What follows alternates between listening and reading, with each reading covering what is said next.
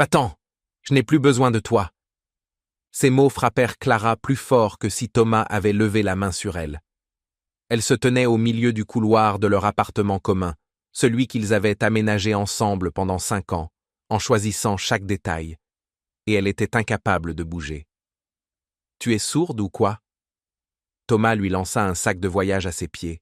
« Fais tes affaires et dégage, tu as une demi-heure. » « Thomas, mais pourquoi? Qu'est-ce qui se passe ?» La voix de Clara tremblait. « Je ne comprends pas. » Il n'y a rien à comprendre. Il croisa les bras sur sa poitrine et la regarda avec un tel mépris que l'on aurait dit que devant lui ne se tenait pas la femme avec qui il avait vécu 5 ans, mais une simple quémandeuse de passage. « J'ai besoin d'un appartement libre. Demain, Christina emménage ici. » Christina, sa secrétaire. Une blonde de 23 ans au visage de poupée et au regard perçant. Clara l'avait vue 2 ou 3 fois lorsqu'elle passait au bureau de Thomas, et à chaque fois, elle avait ressenti quelque chose de désagréable, un léger frisson d'inquiétude. Mais elle avait chassé ses pensées. « Tu es avec elle ?» Clara sentit le sol se dérober sous ses pieds. « Depuis 6 mois déjà, et toi, pauvre naïve, tu n'as rien remarqué. » Thomas ricana. « Les déplacements, les heures supplémentaires, tu y as vraiment cru ?» 6 mois. 6 mois de mensonges. 180 jours durant lesquels elle l'attendait après le travail, préparait le dîner, repassait ses chemises, tandis que lui, pendant ce temps-là... « Mais comment? On devait se marier. Tu me l'avais promis. »« Promis, promis. » Thomas grimaça. « Ça suffit avec ça. J'ai changé d'avis. J'en ai le droit. On n'est pas mariés, donc aucune obligation. » Pas mariés. Pendant 5 ans, elle avait vécu avec lui comme une épouse, tenu la maison, s'était privée de tout en économisant pour leur avenir commun. Et lui, il n'avait même jamais eu l'intention de l'épouser. Tous ces discours sur « attendons encore un peu, d'abord il faut mettre le business sur pied », quelle différence, un tampon sur un passeport ne change rien. Tout cela n'était que mensonge, un moyen de la garder près de lui tant qu'elle lui était utile. Le temps est compté. Thomas regarda ostensiblement sa montre. « Il te reste 25 minutes. Si tu n'as pas fini, je jetterai tes affaires par la fenêtre. » Les mains de Clara bougeaient mécaniquement.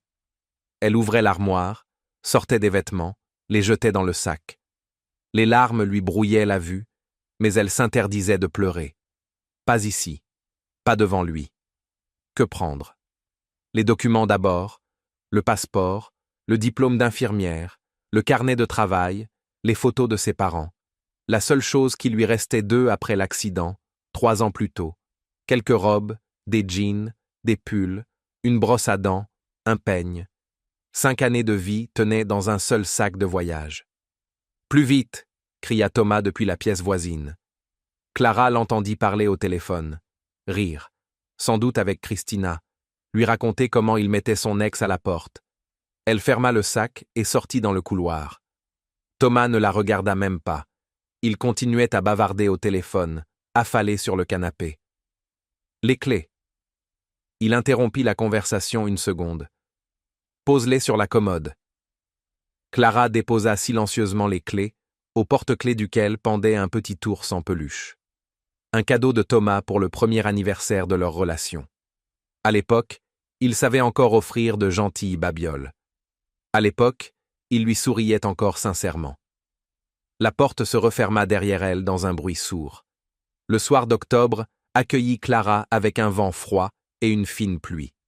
Elle resta debout devant l'immeuble, serrant son sac contre elle, sans savoir où aller. Chez qui? Chez Katia, sa seule amie? Mais elle avait un mari et 2 jeunes enfants. Un 2 pièces? Non, elle ne pouvait pas les déranger. Chez sa grand-mère au village? 300 kilomètres d'ici, et elle n'avait sur elle que quelques milliers d'euros. Assez pour un billet de train, mais pas ce soir. Il était déjà tard. Le dernier train était parti. Clara se traîna lentement jusqu'à l'arrêt de bus au coin de la rue. Au moins, il y avait un toit, un abri en verre sous lequel se protéger de la pluie. L'arrêt était vide. Seule, dans un coin, tout au bout du banc, était assis un vieil homme. Clara le balaya du regard et détourna la tête. Un sans-abri, à en juger par ses vêtements usés et le sac en toile sale posé à ses pieds. Elle s'assit à l'autre extrémité du banc et fixa l'obscurité. Et maintenant, comment continuer à vivre? Les larmes qu'elle retenait depuis si longtemps jaillirent enfin. Clara pleurait en silence, seules ses épaules tremblaient. 5 ans. 5 ans à croire en cet homme, à faire des projets avec lui, à voir en lui son avenir, et il l'avait simplement jeté dehors comme un objet inutile. Bonsoir. Clara sursauta. Le vieil homme, à l'autre bout du banc, la regardait. À la lueur du lampadaire, elle distingua un visage ridé, une barbe grise et des yeux étonnamment clairs et attentifs. « Bonsoir », répondit-elle machinalement en essuyant ses larmes. « Il fait froid aujourd'hui », dit le vieil homme. « Et il pleut. Ce n'est pas le meilleur temps pour se promener. » Clara ne répondit pas. Elle n'avait pas envie de parler. Elle voulait juste se recroqueviller et disparaître. Son estomac gargouilla traîtreusement. Elle se rappela qu'elle n'avait rien mangé depuis le matin. Au travail, il y avait eu beaucoup de patients, puis elle avait couru à la maison, voulant préparer quelque chose de spécial pour l'arrivée de Thomas. Et voilà comment tout s'était terminé. Machinalement, Clara fouilla dans son sac. À l'intérieur, enveloppé dans une serviette, se trouvait un morceau de pain, une demi-baguette qu'elle avait achetée en rentrant. Elle comptait faire des sandwichs pour le dîner. Elle sortit le pain et allait en croquer un morceau lorsqu'elle remarqua le regard du vieil homme posé dessus. Pas avide, pas suppliant, juste un regard. Et dans ce regard, il y avait quelque chose de très fatigué et de très affamé. Clara s'immobilisa. Dans ses mains se trouvait son dernier morceau de nourriture. Presque pas d'argent. Nulle part où dormir. Elle était pratiquement sans abri elle-même. Mais ce vieil homme, lui, cela faisait sans doute longtemps qu'il n'avait pas mangé. Il n'avait même pas de toit au-dessus de la tête. Il était encore plus mal loti qu'elle. Clara cassa le pain en deux et tendit la plus grosse part au vieil homme. « Tenez. » Il leva les sourcils, surpris. « Vous êtes sûre, ma fille ? » ?»« Oui, prenez. » Le vieil homme accepta le pain, mais ne se jeta pas dessus avec avidité comme elle s'y attendait. Au lieu de cela, il regarda attentivement Clara, comme s'il voyait en elle quelque chose d'important. « Merci, ma fille. » Sa voix se fit plus chaude. Il est rare de rencontrer quelqu'un prêt à partager son dernier morceau. Clara haussa les épaules. « Vous en avez plus besoin que moi. » Ils restèrent assis en silence, mâchant le pain. La pluie redoubla, tambourinant sur le toit de verre de l'abri. Clara pensait à la façon de tenir jusqu'au matin. Peut-être qu'une pharmacie ouverte toute la nuit la laisserait rester un peu, ou dans un hall d'immeuble quelconque. « Alors, te voilà à la rue ?» demanda le vieil homme, comme s'il avait lu dans ses pensées. « On dirait bien. » Clara esquissa un sourire amer. « On m'a mise dehors. »« Ton mari ?»« Pas mon mari, juste mon compagnon. » Le mot lui griffa la gorge. Pendant 5 ans, elle s'était appelée sa femme, et voilà qu'en réalité, elle n'était qu'une simple concubine. « Je vois. » Le vieil homme hocha la tête. « Et tu n'as nulle part où aller ?»« Nulle part. » Il resta longtemps silencieux à la regarder. Clara sentait ce regard posé sur elle, scrutateur, évaluateur, mais pas désagréable. Plutôt comme s'il prenait une décision. « Je m'appelle Heinrich, » dit enfin le vieil homme. « Et toi ?»« Clara. Juste Clara. »« Clara. » Il sembla goûter le prénom. « Tu sais quoi, Clara ? J'ai un appartement. Il est vide. Personne n'y vit. Je le loue parfois. Gratuitement. » Clara le regarda avec méfiance. « Gratuitement ? Ça n'existe pas. »« Si, ça existe. » Heinrich sourit, et ce sourire transforma complètement son visage. Il devint bon, presque paternel. « Je ne le prête qu'aux bonnes personnes, à celles qui sont capables de partager leur dernier morceau de pain avec un vieil inconnu. » Clara se tut, ne sachant que répondre. Cela ressemblait à un conte de fées ou à une plaisanterie. Viens. Heinrich se leva du banc. Ce n'est pas loin, je vais te montrer. Mais Clara hésitait. Qui savait qui était vraiment ce vieil homme? Où il allait l'emmener? Tu as peur? Il hocha la tête avec compréhension. Tu as raison. De nos jours, il ne faut pas faire confiance. Mais réfléchis. Qu'as-tu à perdre? Une nuit sous la pluie ou un appartement chaud? Le choix est à toi. Il avait raison. Elle n'avait rien à perdre. D'accord. Clara souleva son sac. Allons-y. Ils marchèrent dans les rues sombres pendant une quinzaine de minutes. Clara commençait déjà à regretter sa décision. Où allait-il? Le quartier lui était inconnu. Des ruelles, de vieilles maisons. Et soudain, la rue déboucha sur une petite place, au centre de laquelle se dressait. Clara s'arrêta net. Devant elle s'élevait un ancien manoir, 3 étages, avec des colonnes à l'entrée, de hautes fenêtres, des moulures sur la façade. Elle avait souvent vu ce genre de bâtiment dans le centre historique de la ville, comme des témoins d'une époque révolue. Mais y vivre. Alors, ça te plaît? Heinrich sourit en coin. C'est votre appartement? Pas exactement un appartement. Toute la maison est à moi. Il sortit un trousseau de clés de sa poche. Viens, je vais te montrer. Ils montèrent les larges marches de pierre. La lourde porte en chêne s'ouvrit dans un léger grincement. Heinrich appuya sur l'interrupteur, et le vaste hall fut baigné d'une lumière douce. Clara eut un souffle coupé. On se serait cru dans un musée. De hauts plafonds ornés de stucs, un escalier de marbre menant au premier étage, d'immenses miroirs dans des cadres sculptés. Au mur, des tableaux manifestement anciens, dans de lourds cadres dorés. Tu ne t'y attendais pas? Heinrich semblait savourer son étonnement. Mais comment? Je pensais que j'étais sans abri?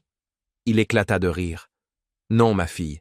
J'aime simplement parfois sortir en ville, m'asseoir parmi les gens, les observer, comprendre ce qu'ils sont vraiment. Clara ne savait que dire. Tout ce qui se passait lui donnait le tournis. Viens, je vais te montrer ta chambre. Heinrich commença à monter l'escalier. Tu dois être fatigué. Tu te reposeras, et demain nous parlerons. La chambre du premier étage était spacieuse et lumineuse. Un large lit à tête sculptée, une armoire ancienne, un bureau près de la fenêtre. Tout était propre, soigné, comme si l'on attendait une occupante. La salle de bain est là. Heinrich montra la porte dans le coin. Les serviettes sont dans l'armoire. Si tu as faim, la cuisine est au rez-de-chaussée. Il y a de quoi manger dans le réfrigérateur. Fais comme chez toi. Mais pourquoi? Clara trouva enfin la force de poser la question essentielle. Pourquoi faites-vous cela? Vous ne me connaissez pas du tout. Le vieil homme resta silencieux un instant, la regardant de ses yeux étonnamment clairs. Un jour, j'ai perdu tout ce que j'aimais, dit-il doucement. Ma famille, mes amis, ma foi en les gens. Je pensais ne plus jamais pouvoir faire confiance à qui que ce soit. Puis j'ai compris que le bien existe encore dans ce monde. Il faut simplement le chercher. Il sourit. Aujourd'hui, tu as partagé avec moi ton dernier morceau de pain. Pour toi, c'était peut-être peu de choses. Pour moi, c'était la preuve que je ne cherche pas en vain. Il se tourna et se dirigea vers la porte. Bonne nuit, Clara. Repose-toi. La porte se referma, la laissant seule. Clara se tenait au milieu de cette chambre incroyable et n'arrivait pas à croire à la réalité de ce qui se passait. 2 heures plus tôt, elle avait été jetée à la rue, sans argent, sans espoir. Et maintenant, elle s'approcha de la fenêtre et écarta le lourd rideau. La place en contrebas était déserte, mais Clara se figea. Au bord de la place se tenait une voiture familière, le SUV argenté de Thomas, et au volant, elle le voyait même d'ici, c'était bien lui. Il regardait le manoir, et l'expression de son visage, même à distance, était telle que Clara recula instinctivement de la fenêtre. Cette nuit-là, Clara dormit à peine. Trop de choses s'étaient produites en une seule soirée. Le passage du désespoir à cet état. À quoi? Elle ne savait même pas comment nommer sa situation actuelle. Un miracle, une chance ou un piège? Les pensées tournaient dans sa tête sans la laisser en paix. Qui était vraiment ce Heinrich? Pourquoi vivait-il seul dans un immense manoir? Et que signifiaient ces mots? J'ai perdu tout ce que j'aimais. Et surtout, pourquoi Thomas était-il venu ici? Comment l'avait-il trouvé? À l'aube, quand le ciel commença à s'éclaircir, la fatigue finit par l'emporter. Clara sombra dans un sommeil lourd, sans rêve. Elle se réveilla au bruit de coups frappés à la porte. « Clara, tu es réveillée ?» La voix de Heinrich. « Oui, 1 minute. » Elle se leva d'un bond, lissant ses cheveux en marchant. « Descends, le petit déjeuner est prêt. » Le petit déjeuner. Un mot simple, mais qui sonnait maintenant comme la promesse de quelque chose de bon. Clara se lava rapidement, se coiffa et descendit au rez-de-chaussée. La cuisine se trouvait au bout d'un long couloir. Spacieuse, avec de hauts plafonds et une grande fenêtre donnant sur le jardin. Oui, le manoir avait son propre jardin. Clara l'avait remarqué la veille, sans y prêter attention. Sur la table fumaient des œufs au plat avec du bacon, une assiette de toast chaud, un bol de confiture et une grande cafetière. « Assieds-toi, assieds-toi !» Heinrich était vêtu tout autrement que la veille. Une chemise propre, un gilet, la barbe soigneusement taillée. Il avait l'air respectable, comme un professeur ou un académicien. « Merci. » Clara s'assit, se sentant un peu mal à l'aise. « Vous n'auriez pas dû… » »« Si, j'aurais dû. » Il lui versa du café. « Tu as faim, je le vois. Mange. » Elle ne discuta pas. Ce n'est qu'à cet instant que Clara se rendit compte à quel point elle avait faim. La veille, à part ce morceau de pain, elle n'avait rien mangé. Ils mangèrent un moment en silence. Puis Heinrich repoussa son assiette et la regarda. « Parle-moi de toi, Clara. Qui es-tu? D'où viens-tu? Comment t'es-tu retrouvée à cet arrêt de bus ?» Et Clara raconta. Tout, depuis le début. Elle était née dans une petite ville à 300 kilomètres d'ici. Son père travaillait à l'usine, sa mère à la bibliothèque de l'école. Ils ne vivaient pas richement, mais unis. Clara avait grandi enfant unique, entourée d'amour et de soins. Depuis l'enfance, elle rêvait de devenir infirmière. Pas chirurgienne, ni grande spécialiste. Elle voulait simplement aider les gens. Quand elle avait 7 ans, sa grand-mère était tombée gravement malade. L'infirmière de secteur, Frau Anna, venait faire les injections et poser les perfusions. Clara la regardait comme une magicienne, quelqu'un capable de chasser la maladie et d'apaiser la douleur. « Moi aussi, je veux faire ça », avait-elle dit un jour à sa mère. Et sa mère avait souri. « Tu le feras, ma fille. Tu le feras, c'est sûr. » Après l'école, Clara entra dans un collège médical pour suivre une formation d'infirmière. Les études étaient difficiles, mais passionnantes. Elle faisait partie des meilleures de sa promotion. Non pas parce qu'elle était plus intelligente que les autres, mais parce qu'elle vivait pour cela. Chaque injection, chaque pansement, chaque sourire de patient, tout avait de l'importance. En 3e année, un drame survint. Ses parents allaient rendre visite à la grand-mère et eurent un accident. Tous deux moururent sur le coup. Le monde de Clara s'effondra. Elle faillit abandonner ses études. À quoi bon si les personnes les plus chères n'étaient plus là? Mais sa grand-mère, malgré son âge et ses maladies, trouva les mots. « Clarochka, dit-elle, tes parents n'auraient pas voulu que tu abandonnes. Ils étaient fiers de toi. Ne les déçois pas. » Clara ne les déçut pas. Elle termina le collège avec mention, obtint son diplôme avec les honneurs et trouva un poste dans une polyclinique municipale. Elle travaillait énormément, presque 100 jours de repos. Le travail devint son salut. Tant que les mains étaient occupées, la tête ne pensait pas à la tristesse. Elle rencontra Thomas par hasard. Il était venu en consultation avec une coupure à la main, s'étant blessé en ouvrant une boîte maladroitement. Clara désinfecta la plaie et posa un pansement. Rien d'extraordinaire. Mais pour une raison quelconque, lui se souvint d'elle. Il revint le lendemain, soi-disant pour refaire le pansement, bien que la blessure fût insignifiante. Puis encore une fois. Et encore. « Je suis tombé amoureux de toi au premier regard », disait-il plus tard. Et Clara y croyait. Comment ne pas croire un homme beau, sûr de lui, qui te regarde comme si tu étais un miracle? Thomas avait 7 ans de plus qu'elle. Il possédait sa propre entreprise de construction, petite, mais en pleine croissance. Il paraissait fiable, sérieux, quelqu'un avec qui l'on pouvait construire un avenir. Au bout de 6 mois, ils commencèrent à vivre ensemble. Clara emménagea chez lui, dans cet appartement même dont il l'avait chassé la veille. Thomas disait qu'il se marierait plus tard, quand tout se serait stabilisé. Elle n'insistait pas. Quelle importance, un tampon ou non? L'essentiel, c'est qu'ils étaient ensemble. Les 2 premières années furent heureuses. Thomas était attentionné, tendre, offrait des fleurs, l'emmenait au restaurant, rêvait d'enfants. Plus tard, quand l'entreprise sera bien lancée. Clara attendait. Puis quelque chose changea. Thomas rentrait de plus en plus tard, s'agaçait pour des broutilles, ne remarquait plus sa fatigue après les gardes de 24 heures. Les conversations sur le mariage se résumaient à des prétextes. Pas maintenant, ce n'est pas le moment, attends. Clara mettait cela sur le compte des difficultés professionnelles. Elle essayait d'être encore meilleure. Cuisinait ses plats préférés, ne se plaignait pas de la fatigue, ne demandait pas d'attention. Elle pensait que si elle devenait parfaite, il redeviendrait comme avant. Mais il ne redevint jamais comme avant. J'étais aveugle, dit amèrement Clara en terminant son récit.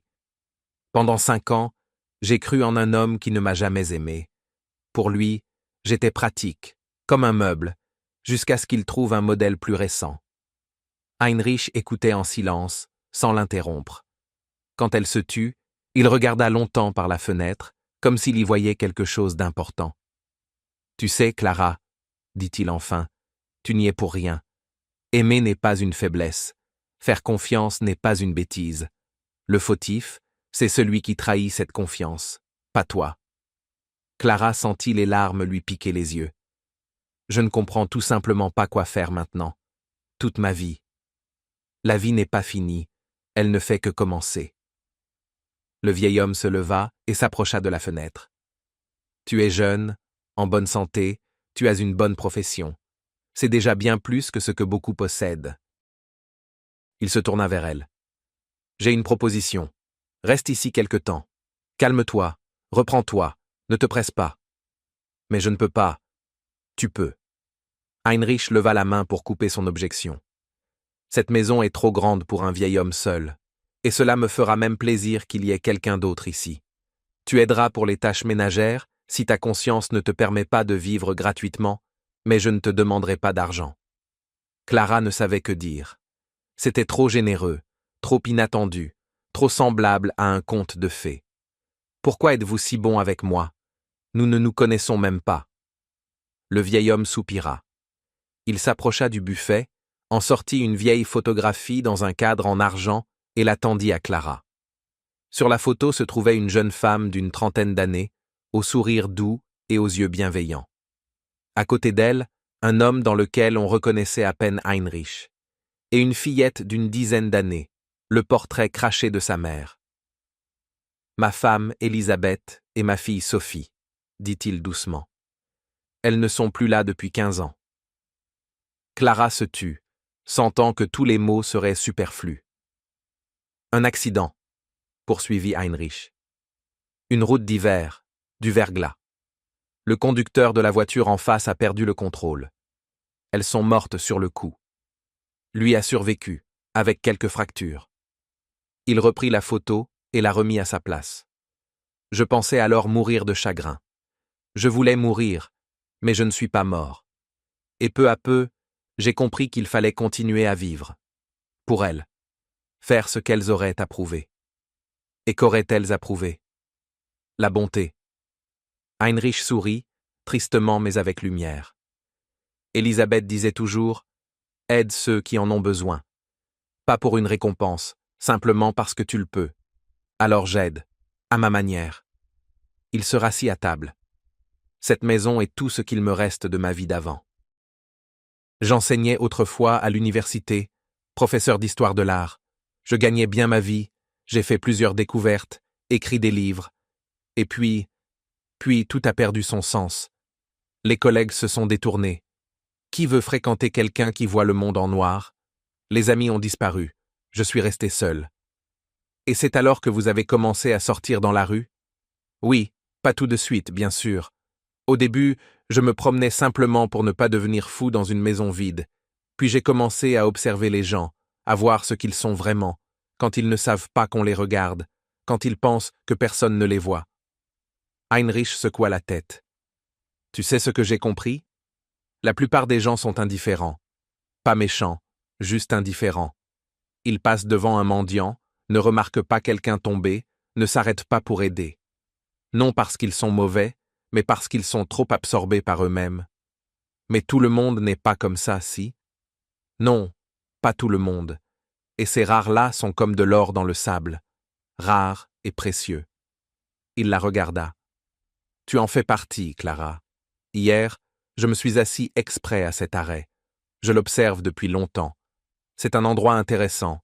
Les gens s'assoient, attendent le bus. Certains me voient et s'éloignent. D'autres font semblant de ne pas me remarquer. Mais que quelqu'un partage sa nourriture. Clara baissa les yeux. Ce n'était pas si difficile. Justement, pour toi, c'était naturel. Tu ne pensais pas à toi alors que tu étais au plus mal. Tu pensais à un autre être humain. C'est cela, la vraie bonté, quand elle vient de l'intérieur et n'attend pas de récompense. Ils restèrent silencieux. Le soleil monta plus haut, inondant la cuisine d'une lumière douce. Bon. Heinrich tapa des mains sur ses genoux. Assez de conversations tristes. Dis-moi, tu travailles aujourd'hui? Le travail. Clara l'avait complètement oublié. Mon Dieu, quelle heure est-il? Je commence à 9 heures. 8 heures moins le quart. Tu auras le temps. Si je me dépêche. Va, va. Il sourit. Les clés de la maison sont sur la commode dans le hall. Rentre quand tu veux. La porte t'est toujours ouverte. Clara bondit, se précipita vers la porte, puis s'arrêta. Heinrich, merci. Je ne sais même pas comment. File, fit-il d'un geste de la main. Tu me remercieras plus tard, quand tout ira mieux. Clara arriva au travail de justesse. Elle entra en trombe dans la polyclinique 3 minutes avant le début de son service, en enfilant sa blouse en marchant. Eh bien, qu'est-ce qui t'arrive? Katia, sa meilleure amie et collègue, la regardait avec surprise. Tu es toute décoiffée. Et tu as un air étrange. Il s'est passé quelque chose? Il s'est passé quelque chose. Clara reprit son souffle. Katia, j'ai tellement de choses à te raconter. Mais plus tard, d'accord? Là, je ne peux pas. D'accord, plus tard. Katia fronça les sourcils, sentant clairement que quelque chose n'allait pas. Mais tu vas bien au moins? Oui, ça va. Vraiment. Le service commença, et Clara n'eut plus le temps de parler. Les patients se succédaient, prendre la tension, faire une injection, poser une perfusion, panser une plaie.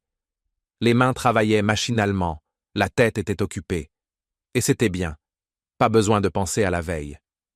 Vers midi, quand le flot se calma un peu, Marcus, le médecin généraliste du secteur voisin, passa la tête dans la salle de soins.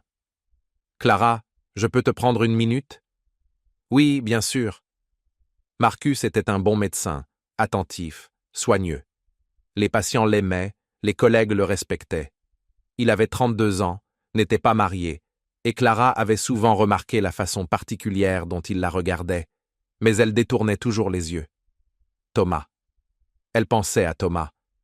Maintenant, Thomas n'était plus là, et elle pouvait regarder où elle voulait. « Tu es différente aujourd'hui, » dit Marcus en fronçant les sourcils. Pâle, les yeux rouges. « Tout va bien? » « Oui, ça va. Je n'ai juste pas dormi cette nuit. » Il la regarda attentivement, comme s'il voyait à travers elle. « Si tu as besoin de quoi que ce soit, d'aide, d'un conseil, ou simplement de parler, dis-le, d'accord? » « D'accord. » Clara sourit. Pour la première fois depuis 24 heures. « Merci, Marcus. » Juste Marcus. Il lui rendit son sourire. « On est collègues, et puis, pas tout à fait des étrangers. » Après son départ, Clara resta longtemps à regarder la porte refermée. Une chaleur étrange se répandit dans sa poitrine. Agréable, presque oubliée. Le service se termina à 6 heures du soir. Clara se changea, dit au revoir à Katia, qui la regardait avec suspicion, attendant visiblement des explications. Mais Clara promit d'appeler plus tard et sortit dans la rue. Et s'arrêta net. À l'entrée de la polyclinique, appuyé contre son SUV argenté, se tenait Thomas. Il était impeccablement vêtu. Costume cher, chaussures cirées. Il souriait de ce sourire qui autrefois faisait battre son cœur plus vite. « Salut, Clara !» Elle ne répondit pas. Passa simplement devant lui en silence, se dirigeant vers l'arrêt de bus. « Hé, attends !» Thomas la rattrapa et lui attrapa le bras. « Où tu vas? Je veux te parler. »« Je n'ai rien à te dire. » Clara retira son bras. « Lâche-moi. »« Allez, ne te fâche pas. » Il tenta de la prendre par le coude. « J'ai un peu dépassé les bornes hier, ça arrive. Discutons-en. » Discuter de quoi? De la façon dont tu m'as mise à la porte? De la manière dont tu as amené ta maîtresse dans notre appartement? Eh bien... Thomas hésita. Avec Christina, ce n'est pas ce que tu crois. C'est temporaire. Temporaire? Clara s'arrêta. Tu as dit qu'elle emménageait chez toi pour de bon. Enfin, pas vraiment pour de bon. Elle restera un peu, et puis on verra. Il se dérobait.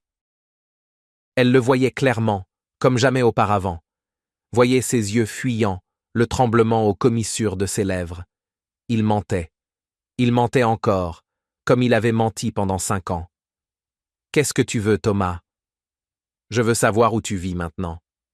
Il haussa négligemment les épaules. Je m'inquiète, tu sais. Après tout, on a vécu ensemble tant d'années.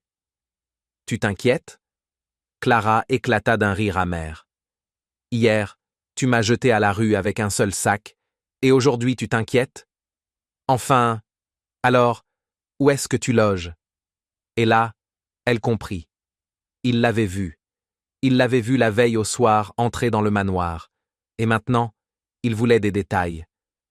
Ça ne te regarde pas. Allez, Clara. Thomas changea de ton. Sa voix devint douce, presque caressante. Je m'inquiète vraiment, tu sais. Tu n'es pas une étrangère pour moi. Hier, j'étais une étrangère.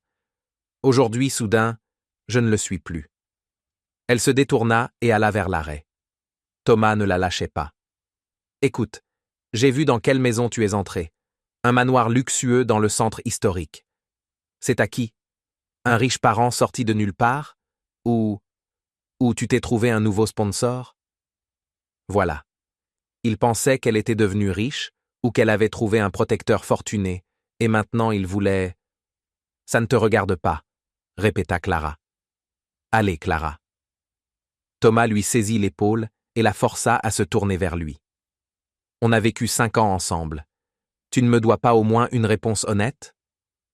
Honnête? Elle le regarda droit dans les yeux. Et toi, tu as été honnête avec moi? Quand tu couchais avec Christina, tu étais honnête? Quand tu promettais de m'épouser sans jamais en avoir l'intention, tu étais honnête? Thomas serra les dents. Le masque tomba. En dessous, il n'y avait que l'agacement et la colère. Bon, assez de ce cirque. Je veux juste savoir qui est ce vieil homme et ce que tu fais dans sa maison. Rien qui te concerne. Clara, ne me mets pas en colère. Sa voix devint menaçante. Je finirai par le savoir. J'ai des relations. Tu ferais mieux de me le dire toi-même. Non. Le bus arriva. Clara se libéra de son emprise et bondit à l'intérieur. Les portes se refermèrent juste devant le nez de Thomas. Par la vitre arrière, elle le vit rester à l'arrêt, regardant le bus s'éloigner. Son visage était déformé par la rage. Son cœur battait dans sa gorge, ses mains tremblaient. Clara comprenait que ce n'était pas fini. Thomas ne lâcherait pas. Il avait quelque chose en tête, et tant qu'il n'obtiendrait pas ce qu'il voulait, il ne se calmerait pas. Mais quoi exactement? Le manoir l'accueillit avec chaleur et lumière. Heinrich l'attendait dans la cuisine. Sur la table, il y avait une assiette de soupe fumante, du pain frais et du thé. « Entre, assieds-toi, tu dois être fatigué. » C'est peu dire. Clara se laissa tomber sur une chaise. « Heinrich, J'ai quelque chose à vous raconter. Elle lui parla de sa rencontre avec Thomas, de ses questions, de la façon dont il l'avait suivi, de son intérêt évident pour le manoir. Le vieil homme écoutait en silence, tapotant la table du bout des doigts. Lorsqu'elle eut terminé, il resta longtemps pensif. « Donc, il t'a vu entrer hier soir, dit-il enfin. Et maintenant, il veut comprendre ce qui se passe. Oui, Heinrich, j'ai peur qu'il ne me lâche pas. Il est comme ça. Quand il a une idée en tête, il va jusqu'au bout. Et selon toi, qu'a-t-il en tête ?» Clara se tut un instant, puis dit ce qu'elle avait peur même de penser. « Il croit qu'il y a de l'argent ici, ou que vous êtes un vieil homme riche qu'on peut utiliser. » Heinrich sourit en coin. « Beaucoup ont essayé de m'utiliser. Aucun n'y est parvenu. Vous ne connaissez pas Thomas. Il est propriétaire d'une entreprise de construction. Il a des relations. Des avocats? Des connaissances douteuses? Il peut... Quoi? Que peut-il faire? » Le vieil homme la regardait calmement. « M'enlever la maison? Il faut des raisons pour cela. Me menacer? Je suis trop vieux pour avoir peur des menaces. Quoi d'autre? Je ne sais pas. » Clara serra les mains. « Je sens juste qu'il est dangereux. J'ai vécu 5 ans avec lui en pensant le connaître. Mais hier, j'ai vu un autre homme. Froid, cruel, capable de tout. » Heinrich se leva, s'approcha de la fenêtre et resta longtemps à regarder l'obscurité derrière la vitre. « Clara, j'ai vécu longtemps. J'ai vu toutes sortes de gens, des bons et des mauvais. Et tu sais ce que j'ai compris? Le mal ne gagne jamais. Il peut paraître fort, sembler tout-puissant, mais à la fin, il perd toujours. » Il se tourna vers elle. « Ton Thomas, là, il est cupide? » « Très. La cupidité est une faiblesse. Une personne cupide finit toujours par faire des erreurs, tôt ou tard. En attendant qu'il les fasse, nous serons prudents. » Heinrich retourna à la table. « Mange la soupe, elle refroidit. Et demain, je te montrerai quelque chose. Je te raconterai l'histoire de cette maison. Je pense que ça t'intéressera. » La nuit, Clara dormit de nouveau mal. Elle resta allongée dans le noir, regardant le plafond, pensant à Heinrich et à sa famille disparue, à la maison pleine de secrets, à Thomas qui ne renoncerait pas, à Marcus qui la regardait avec tant de compréhension. À l'aube, elle finit par somnoler et fit un rêve étrange. Elle se tenait au milieu d'une immense salle éclairée par des centaines de bougies. Autour d'elle, des couples dansaient, des hommes en costumes anciens, des femmes en robes somptueuses. La musique jouait, les lustres de cristal scintillaient. Et soudain, tout s'arrêta. Les gens se figèrent, la musique se tut. Dans le silence qui suivit, Clara entendit une voix, douce, féminine. « Protège-le, il est le dernier d'entre nous. » Elle se réveilla le cœur battant, sans comprendre ce que cela signifiait. Le matin, au petit déjeuner, Heinrich tint sa promesse. « Viens, dit-il quand ils eurent fini leur café. Je vais te montrer la maison, la vraie maison. » La visite dura presque 2 heures. Le manoir se révéla encore plus grand qu'elle ne l'imaginait. 3 étages, des dizaines de pièces, un sous-sol, un grenier. Chaque pièce ressemblait à un petit musée. Des meubles anciens, des tableaux, des statues, des livres anciens. « Cette maison appartient à ma famille depuis plus de 150 ans, racontait Heinrich. Mon arrière-grand-père l'a construite à la fin du 19e siècle. C'était un industriel. Il a fait fortune grâce aux manufactures textiles. Après la guerre, la maison a failli être confisquée, mais ma grand-mère a réussi à la conserver. Elle vivait ici avec sa famille. Et comment est-elle restée à vous? Par héritage. J'étais déjà professeur à l'époque. J'avais écrit plusieurs livres. Je gagnais bien ma vie. Quand j'ai reçu la maison, j'ai dépensé toutes mes économies pour la restaurer. Je me suis endetté, mais ça en valait la peine. » Ils s'arrêtèrent devant un grand portrait. Un homme en redingote ancienne, avec une moustache fournie et un regard sévère. Mon arrière-grand-père, Wilhelm von Reichenbach. C'est de lui que j'ai hérité de cette maison. Von Reichenbach. Clara tressaillit. Ce nom lui disait quelque chose. Mais où l'avait-elle entendu? Il n'était pas seulement homme d'affaires, poursuivit Heinrich. C'était aussi un mécène. Il aidait les artistes, les musiciens, entretenait un orphelinat. Il disait que l'argent devait servir le bien, sinon, il devient le mal. On dirait que vous lui ressemblez.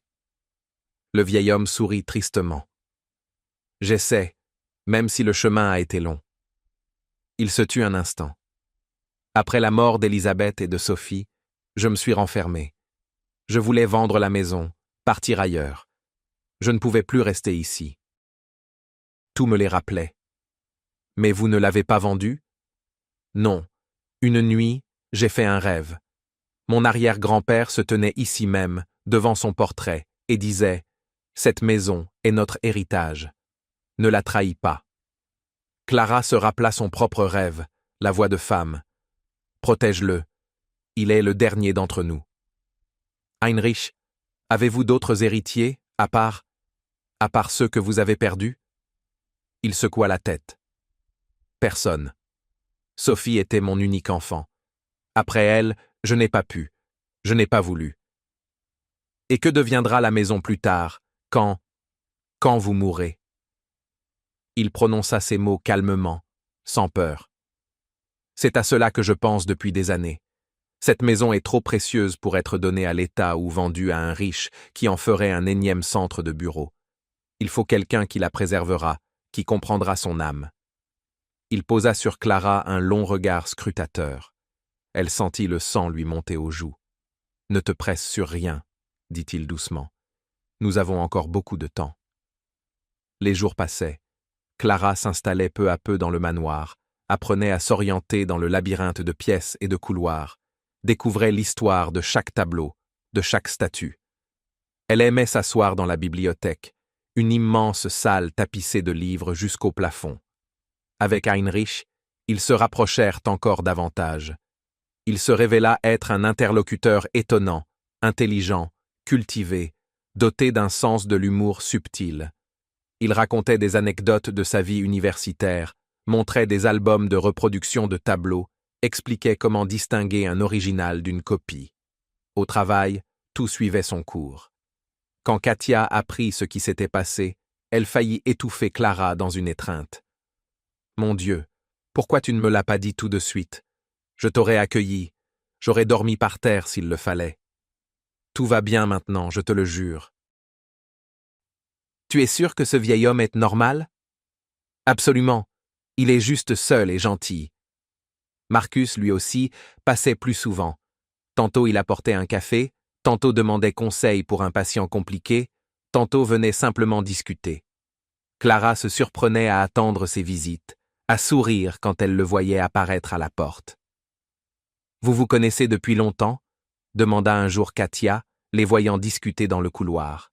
« Oui, on travaille ensemble depuis toujours. »« Ah oui, vous travaillez. » Katia plissa les yeux avec malice.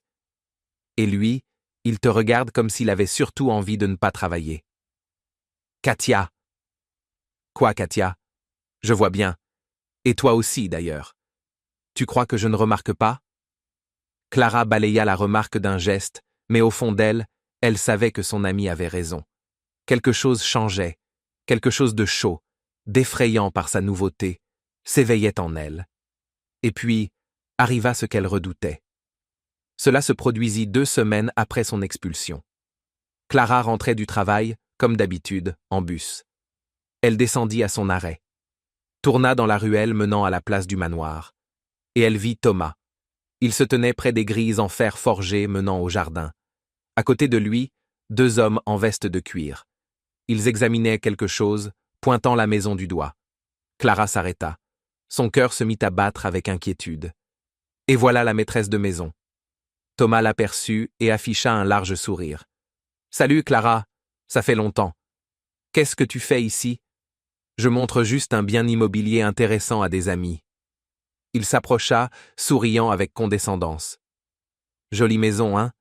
Intéressant de savoir combien on pourrait la vendre. » « Elle n'est pas à vendre. »« Pas encore, » ricana Thomas. « Mais tout change, tu sais, surtout quand le propriétaire est un vieil homme seul, sans héritier. » Clara sentit le froid l'envahir. « Comment sais-tu ? J'ai beaucoup d'amis, Clara, dans des endroits très divers. » Il fit un signe à ses compagnons. « Petrovitch, montre les papiers à la jeune femme. » L'un des hommes sortit de sa poche une feuille pliée et la tendit à Clara. Elle la déplia et se figea.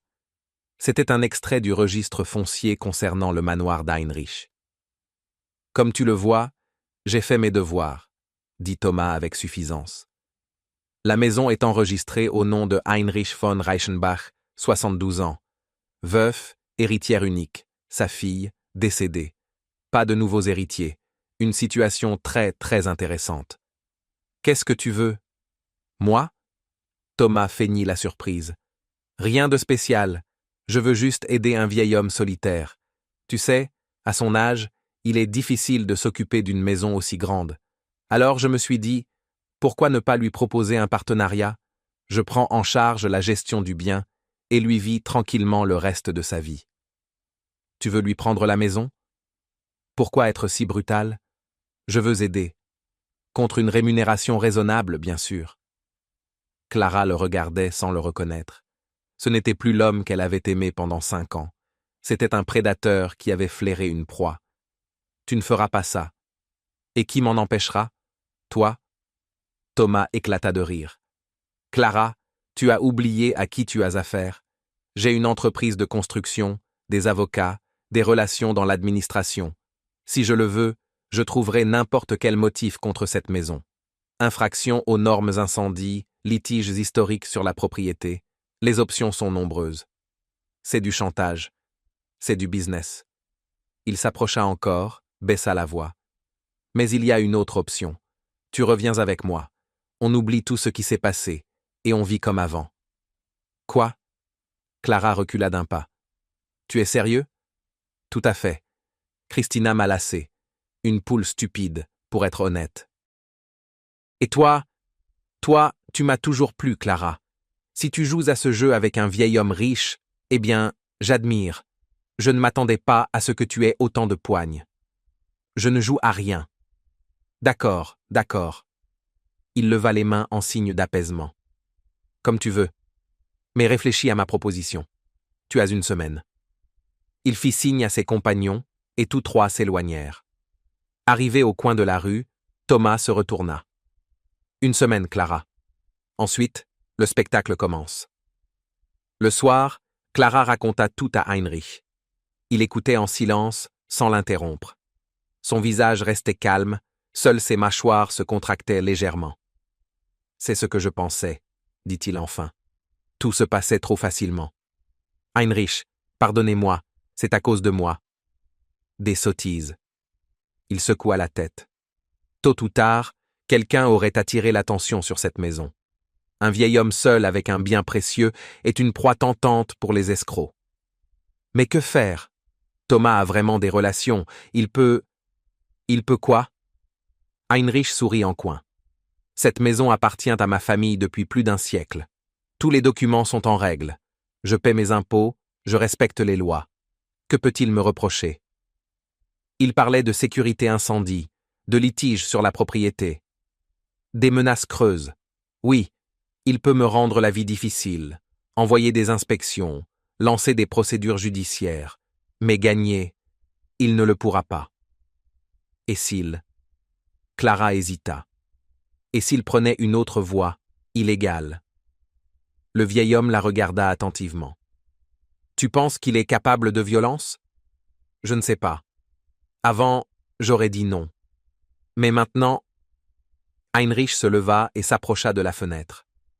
J'ai vécu longtemps, dit-il lentement. Et je n'ai pas peur de la mort. Mais... Il se tourna vers Clara. J'ai quelque chose qu'il n'a pas pris en compte. Quelqu'un. Qui ? Tu le verras demain. Maintenant, va dormir. Et n'aie pas peur. Nous allons nous en sortir. Le lendemain, Heinrich partit quelque part dès le matin. Il revint vers midi, accompagné. Avec lui se trouvait une femme, grande, droite, d'une 60aine d'années. Les cheveux gris tirés en chignon soigné, très peu de maquillage, un tailleur strict, des lunettes à monture fine. Elle ressemblait à une directrice d'école ou à une juge. Clara, je te présente Martha, ma voisine et une vieille amie. Martha lui tendit la main. Sa poignée était ferme. Alors c'est toi. Heinrich m'a beaucoup parlé de toi. Il a parlé de moi? Nous nous connaissons depuis longtemps, expliqua le vieil homme. Martha habite la maison d'en face et, autrefois, elle travaillait comme enquêtrice. 30 ans dans les services, confirma la femme. Colonel à la retraite, chef de la brigade de lutte contre les crimes économiques. Clara sentit l'espoir frémir dans sa poitrine. Vous pouvez nous aider? Je le fais déjà. Martha s'assit dans un fauteuil, croisa les jambes. Raconte depuis le début tout ce que tu sais sur ce Thomas. Clara raconta tout, depuis le début de leur relation jusqu'à la conversation de la veille. Martha écoutait en prenant des notes dans un petit carnet. Intéressant, dit-elle quand Clara eut terminé. Une entreprise de construction, dis-tu. Comment s'appelle-t-elle? SK Empire. Attends un peu. Martha fronça les sourcils. SK Empire. Ce ne serait pas l'entreprise qui a construit le complexe résidentiel Solnekny sur la Neustadtstrasse? Il me semble, oui. Thomas a mentionné ce projet. Intéressant. Elle échangea un regard avec Heinrich. Très intéressant. Pourquoi? Parce que Solnekny est actuellement sous enquête du parquet. Les habitants se plaignent de fissures dans les murs, de fuites. Il y a des soupçons de violation lors de la livraison du bâtiment. Et cela, c'est une affaire pénale. Clara sentit son pouls s'accélérer. Vous voulez dire? Pour l'instant, je ne veux rien dire, mais je vais vérifier. Martha referma son carnet. J'ai encore des contacts. Je vais voir ce qu'il en est. Si ton ex est réellement impliqué dans quelque chose de sérieux, ces menaces seront la dernière chose dont il devrait se soucier. Elle se leva. Donnez-moi quelques jours.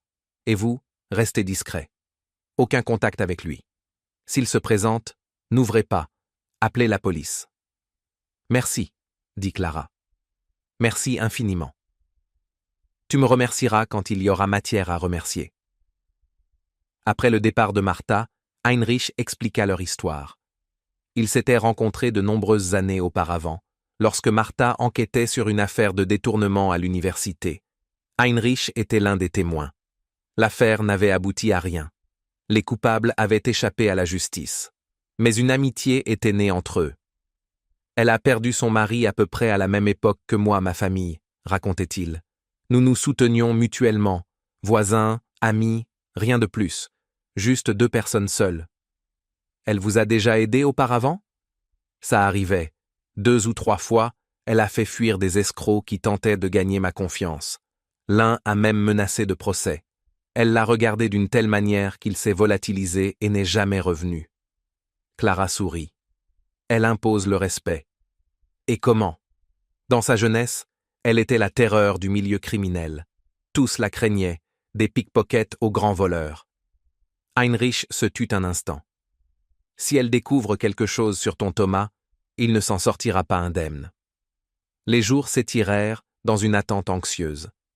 Thomas ne reparut plus, mais Clara sentait sa présence.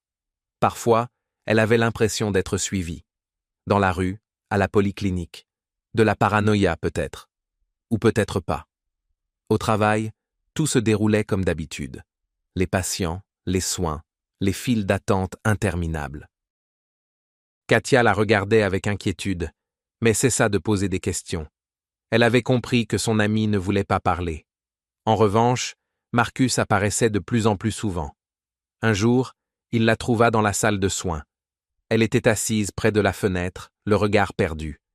Il n'y avait pas de patient. Il restait 1 heure avant la fin de son service. « Et ?» Il s'assit à côté d'elle. « Tu vas bien ?»« Oui, je réfléchissais juste. »« À quoi ?» Clara se tut. Dire? Ne pas dire? L'impliquer dans ses problèmes? Clara. Marcus lui prit la main. Je vois que quelque chose ne va pas. Je le vois depuis longtemps. Et je veux aider, si tu me le permets. Sa main était chaude, ferme, rassurante. C'est une longue histoire, dit-elle doucement. J'ai le temps.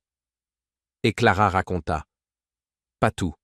Elle passa sous silence Martha et l'enquête, mais elle parla de Thomas, de ses menaces, de la peur. Marcus écoutait en silence. Son visage s'assombrissait à chaque mot. « Alors voilà ce qu'il se passe, » dit-il enfin. « Voilà pourquoi tu étais comme ça. » « Comment ça ?» ?»« Perdu, effrayé. Je pensais que c'était le travail ou la santé. »« Non, c'est personnel. » « Clara. » Il serra sa main plus fort.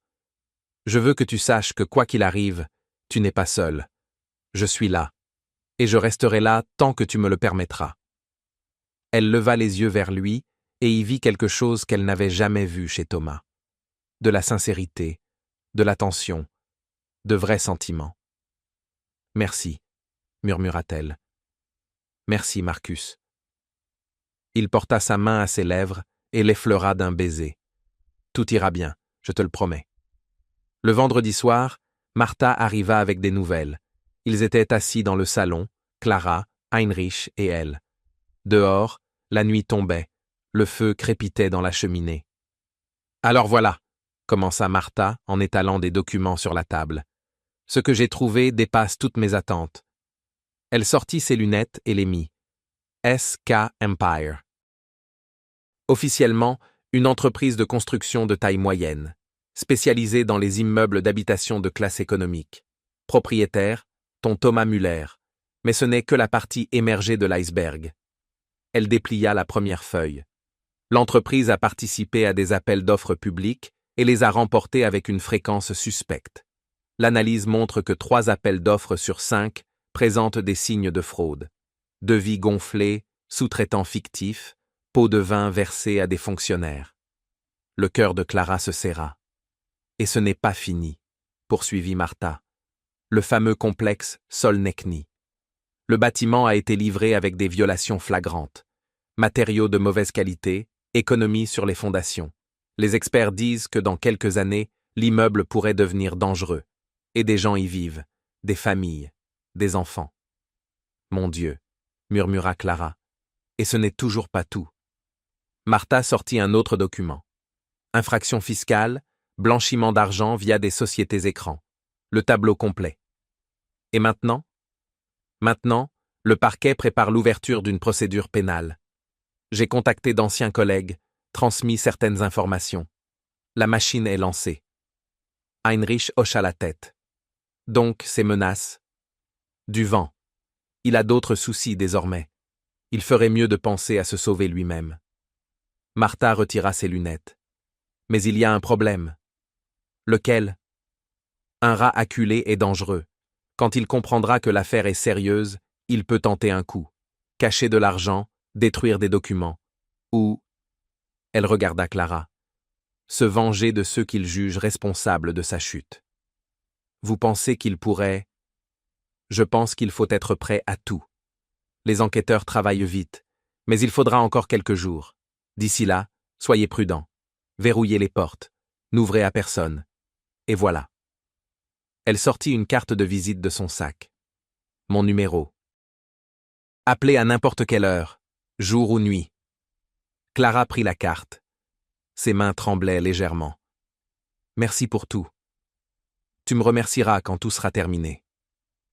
Cette nuit-là, Clara rêva de nouveau de la grande salle aux couples dansants. Mais cette fois, la musique était inquiétante, dissonante. Les gens tournaient de plus en plus vite, leurs visages se déformèrent de peur. Et de nouveau cette voix féminine. « Protège-le, le temps presse. » Elle se réveilla en sueur. Dehors, il faisait encore nuit. Quelque chose allait arriver. Elle le sentait de tout son être. Le samedi matin, Heinrich déclara « Je veux te montrer quelque chose de spécial. Mon bureau. » Le bureau se trouvait au 3e étage, tout au bout du couloir. Une lourde porte en chêne, une poignée en bronze en forme de tête de lion. « Je laisse rarement entrer quelqu'un ici, » dit le vieil homme en sortant la clé. « C'est mon espace personnel, l'endroit où je garde ce que j'ai de plus précieux. » La porte s'ouvrit dans un léger grincement. Clara resta figée sur le seuil. La pièce était petite, mais chaque centimètre respirait l'histoire. Des étagères de livres du sol au plafond, un ancien bureau avec une lampe verte, et des tableaux. des dizaines de tableaux, de petites esquisses à de grandes toiles. C'est la collection de mon grand-père, expliqua Heinrich. Il était un collectionneur passionné de peinture. Ici, des œuvres de maîtres européens du XIXe siècle, quelques gravures italiennes, mais Clara n'écoutait déjà plus. Son regard était attiré par un tableau, un petit portrait dans un cadre de bois simple. Une jeune femme en robe blanche, cheveux sombres, regard sérieux, sourire doux. Qui est-ce? Heinrich s'approcha. Mon arrière-grand-mère, Éléonore von Reichenbach, l'épouse du fondateur de la maison. Elle est belle. Elle l'était. Et très bonne, d'après les récits familiaux. On dit qu'elle avait organisé ici un hôpital gratuit pour les pauvres. Elle soignait tous ceux qui venaient, sans argent, sans distinction. Clara regardait le portrait et comprit soudain. C'était elle, la femme de ses rêves, la voix qui disait « Protège-le ».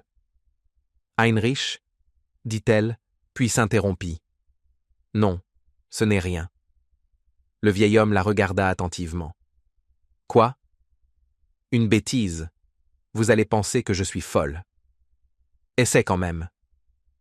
Clara inspira profondément. Je fais des rêves à propos de cette maison, des gens qui ont vécu ici. Et une voix de femme.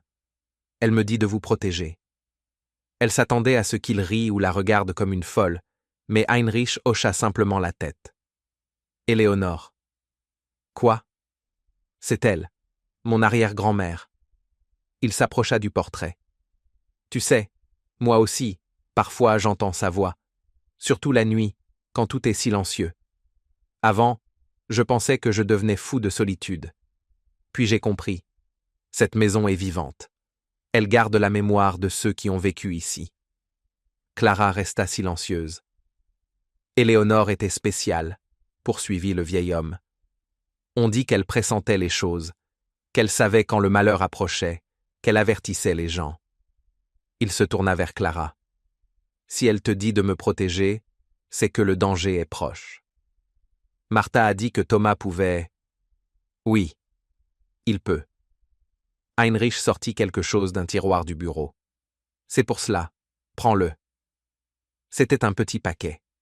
Clara le défit et vit un bracelet ancien, avec une grosse pierre d'ambre. Il appartenait à Éléonore, une relique familiale. On dit qu'il protège celui qui le porte. Mais je ne peux pas. Tu peux, et tu le feras. Il passa le bracelet autour de son poignet. Quoi qu'il arrive, souviens-toi, tu n'es pas ici par hasard. Cette maison t'a choisi. Le dimanche passa dans un calme étrange, trop calme, comme avant une tempête. Clara ne sortit pas. Elle resta dans la bibliothèque, tenta de lire, mais les lettres se brouillaient. Une seule pensée tournait dans sa tête. Que va-t-il se passer? Martha appela le matin. Les enquêteurs préparaient un mandat de perquisition pour les bureaux de SK Empire. L'opération était prévue pour mardi. 2 jours. Il fallait tenir 2 jours.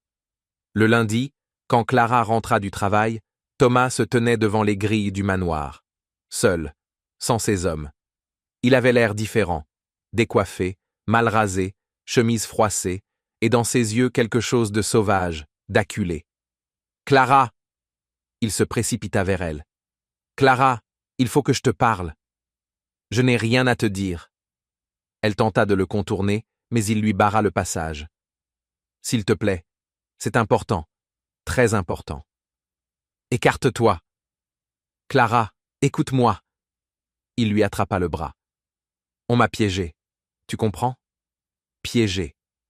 Quelqu'un balance des infos sur moi au parquet. » Clara se tut. Son cœur battait à tout rompre. « C'est ton œuvre, hein? La tienne et celle de ce vieux. » Les yeux de Thomas brillaient d'une lueur fiévreuse. « C'est vous qui avez monté ça.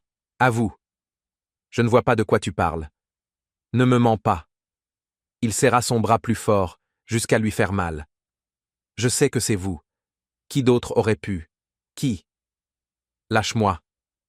Je te lâcherai quand tu avoueras. » Il la tira vers une voiture garée un peu plus loin. « Viens.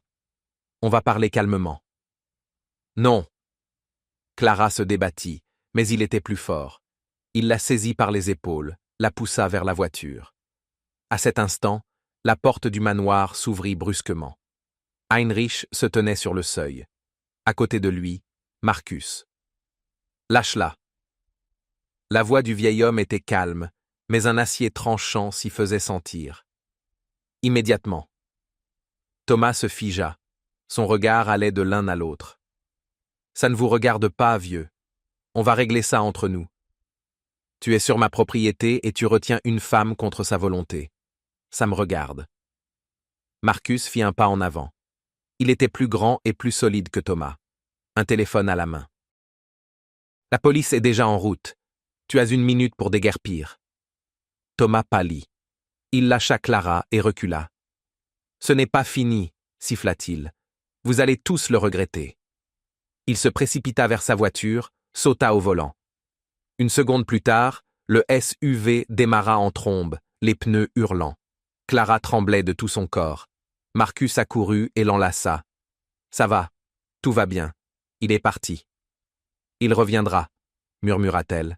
« Il reviendra, c'est sûr. » Heinrich s'approcha. « Entrons dans la maison. Ici, ce n'est pas sûr. » La police arriva 15 minutes plus tard. Clara fit une déposition pour l'agression, les menaces et porta plainte. Martha, informée, arriva presque aussitôt. « On accélère l'opération, » dit-elle d'un ton décidé. « Demain matin. » « Mais, pas de mais. Il est dangereux. Il faut le neutraliser au plus vite. » Clara passa la nuit dans sa chambre. Marcus insista pour ne pas la laisser seule. Il dormit sur le canapé du salon.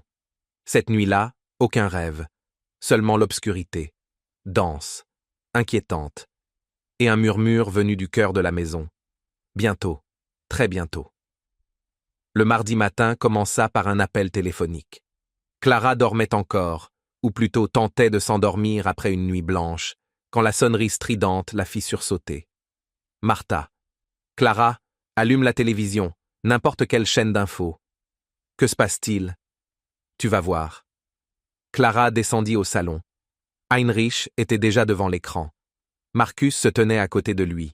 Il avait passé la nuit, refusant catégoriquement de partir. À l'écran, un bâtiment familier. Le siège de SK Empire. Des voitures de police, des agents en uniforme. Interpellés pour soupçon d'escroquerie à grande échelle, disait la présentatrice. Selon les premières estimations, le préjudice causé par les activités de l'entreprise de construction dépasse 200 millions d'euros. Parmi les victimes, les habitants de plusieurs complexes résidentiels construits avec de graves violations. La caméra montra Thomas en gros plan. On le faisait sortir menotté. Il tentait de se cacher le visage, en vain. Clara s'effondra sur le canapé. « C'est fini. » Heinrich posa une main sur son épaule. « Oui, ma fille, c'est fini. » Marcus s'assit près d'elle et prit sa main. Elle ne la retira pas. Les jours suivants passèrent, comme dans un brouillard. Clara fut convoquée à plusieurs reprises comme témoin. Elle raconta tout ce qu'elle savait des affaires de Thomas, de ses menaces, de la tentative d'enlèvement. L'enquêtrice, une jeune femme aux yeux attentifs, notait chaque mot. « Vous avez eu de la chance, » lui dit-elle après un interrogatoire. « Cet homme était dangereux. Nous avons trouvé chez lui, disons, beaucoup de choses intéressantes. » « Quoi exactement ? » « Je ne peux pas entrer dans les détails, mais croyez-moi, vous avez bien fait de le quitter à temps. » Thomas fut inculpé pour plusieurs chefs d'accusation. Escroquerie, fraude fiscale, falsification de documents et, plus grave encore, négligence ayant mis en danger la vie et la santé des citoyens. Les immeubles construits par son entreprise étaient réellement dangereux. Les habitants durent être relogés en urgence. Christina, sa maîtresse, se révéla moins naïve qu'il ne le pensait. Dès que la situation devint critique, elle disparut, emportant une somme importante retirée de ses comptes. Personne ne sut où elle était passée. « La justice, » dit Martha en commentant les nouvelles. « La cupidité se punit toujours elle-même. » 1 mois passa. Clara continua de vivre dans le manoir. Heinrich ne voulait même pas entendre parler de son départ. « Où irais-tu ? Dans un appartement loué. Des bêtises. Ici, C'est ta maison, aussi longtemps que tu le voudras. Elle ne protesta pas. La vérité, c'est qu'en quelques semaines, le manoir était devenu son foyer. Les planchers qui grinçaient, les hauts plafonds, l'odeur des vieux livres. Tout cela faisait désormais partie de sa vie. Et Heinrich aussi. Il était devenu pour elle comme un père, celui qu'elle avait perdu 3 ans plus tôt. Ils prenaient le petit déjeuner ensemble, discutaient de livres et de films, se promenaient dans le jardin. Il racontait sa vie, elle la sienne. « Tu sais, Clara, dit-il un soir, j'étais très seul avant ton arrivée. Je pensais mourir ainsi, seul, dans une maison vide. Et maintenant ?» Il ne termina pas sa phrase, mais elle comprit. « Moi aussi, je suis heureuse que vous soyez là, » dit-elle doucement. « Vous êtes devenu ma famille. » Le vieil homme sourit de ce sourire qui rendait son visage si bon. « C'est réciproque, ma fille, c'est réciproque. » Avec Marcus, tout évoluait lentement. Après cette nuit où il était resté au manoir, quelque chose avait changé entre eux. Le mur invisible qui se dressait autrefois entre 2 collègues s'était effondré. Désormais, ils se parlaient autrement, ouvertement, librement. Il la raccompagnait après le travail, apportait du café le matin, appelait le soir juste pour savoir comment elle allait. « Il est amoureux de toi », remarqua un jour Katia, jusqu'au cou. Katia. « Quoi, Katia ? Je le vois bien. Et toi aussi tu es amoureuse, tu as juste peur de l'admettre. » Clara se taisait. Elle avait peur, oui, mais pas d'avouer. Elle avait peur de croire à nouveau, de s'ouvrir encore et de recevoir un nouveau coup. Thomas lui avait appris la prudence. 5 années de mensonges, c'est une bonne école. Un soir, Marcus l'invita à dîner. Juste dîner dans un bon restaurant, comme des amis. Elle accepta. Le restaurant était petit, chaleureux. Lumière tamisée, musique douce, table nichée dans des alcôves. Marcus commanda du vin, des plats raffinés. Clara ne s'y connaissait pas en cuisine de restaurant, mais c'était délicieux. Ils parlèrent du travail, des patients, des projets d'avenir. Marcus parla de sa famille, des parents à la campagne, une petite sœur qui étudiait la médecine. « Et toi, pourquoi es-tu devenu médecin ?» demanda Clara. « À cause de mon grand-père. Il était infirmier rural, le seul soignant pour 3 villages. Quand j'étais enfant, je l'accompagnais toujours lors de ses tournées, je regardais comment il travaillait, et j'ai compris que je voulais aider les gens comme lui. C'est une belle raison. Et toi ?» Clara parla de Frau Anna, de sa grand-mère malade, de son rêve d'enfant. Marcus écoutait attentivement, sans l'interrompre. « Nous nous ressemblons, dit-il quand elle eut terminé. Nous sommes venus à la médecine par vocation, pas pour l'argent ou le prestige. Oui, on dirait bien. » Ils se turent un instant. Marcus faisait tourner son verre de vin entre ses doigts. « Clara, je dois te dire quelque chose. » Son cœur fit un bond. « Quoi ? Je... » Il hésita, cherchant son courage. « Je voulais te le dire depuis longtemps, avant tout ça, mais tu étais... enfin, avec lui. Alors je me suis tu. Marcus, attends. Laisse-moi finir. » Il la regarda droit dans les yeux. « Tu me plais, beaucoup, depuis le premier jour où je t'ai vu à la polyclinique. Je pensais que ça passerait. Ça n'est pas passé. Je pensais que j'oublierais. Je n'ai pas oublié. Tu es spéciale, gentille, vraie. Des femmes comme toi, il y en a peu. » Clara sentait ses joues brûler. « Je ne te demande pas de réponse tout de suite, » poursuivit Marcus. « Je comprends qu'il te faille du temps après tout ce que tu as vécu, mais je veux que tu saches une chose. Je suis prêt à attendre, aussi longtemps qu'il le faudra. » Elle resta silencieuse. Les mots se bloquaient dans sa gorge. « Dis quelque chose, » demanda-t-il doucement. « N'importe quoi. » « Marcus ?» Elle inspira profondément. « Tu me plais aussi, mais j'ai peur. Tu comprends ? Peur de revivre. » « Je sais. » Il posa sa main sur la sienne. « Je ne suis pas Thomas. Je ne le serai jamais. Je te le promets. Les promesses sont faciles à faire. Moi, je les tiendrai. Je te le prouverai. par des actes, pas par des mots. Donne-moi juste une chance. Clara le regarda, son visage ouvert et sincère, ses yeux sans la moindre trace de mensonge. D'accord, dit-elle doucement. Essayons. À partir de ce soir-là, tout changea. Ils commencèrent à se voir pour de vrai. Cinéma, promenade dans les parcs, dîner dans des cafés. Marcus était attentionné, prévenant. Il ne la pressait pas, ne la forçait à rien. Il était simplement là. Heinrich les observait avec un sourire approbateur. « C'est un bon garçon, dit-il un jour, fiable, de ceux qui tiennent parole. Vous le pensez vraiment ? Je me trompe rarement sur les gens. » Il se tut un instant. « Tu mérites le bonheur, Clara, le vrai. N'aie pas peur de l'accepter. » Le nouvel an approchait. Le manoir fut décoré pour les fêtes.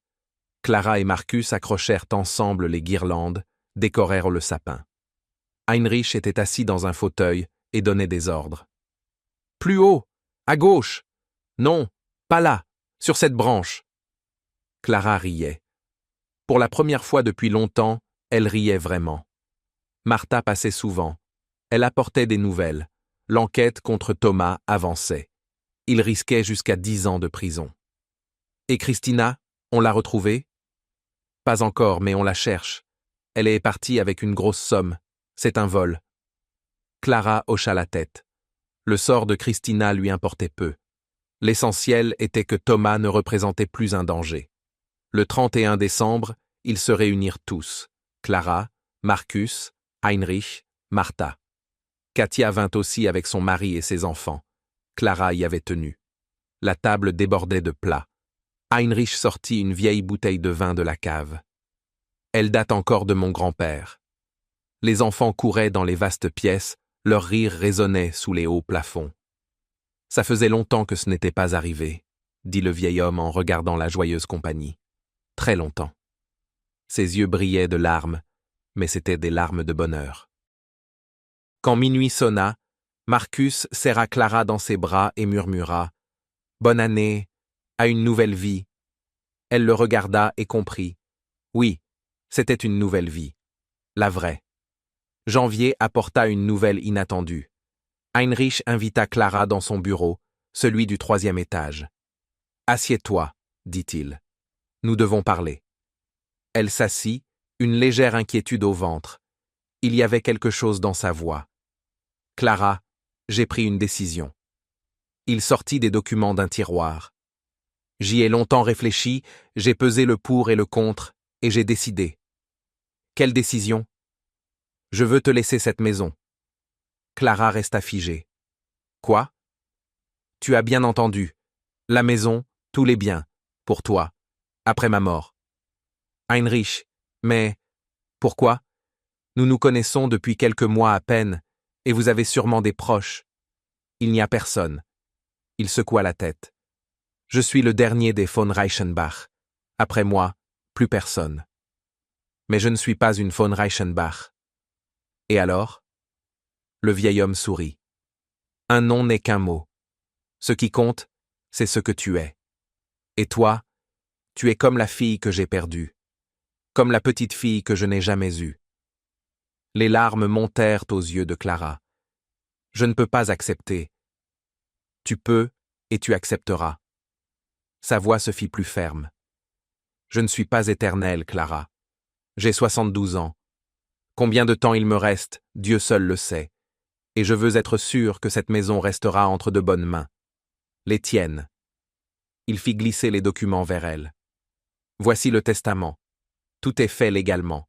Le notaire a déjà validé. » Clara regardait les papiers sans pouvoir prononcer un mot.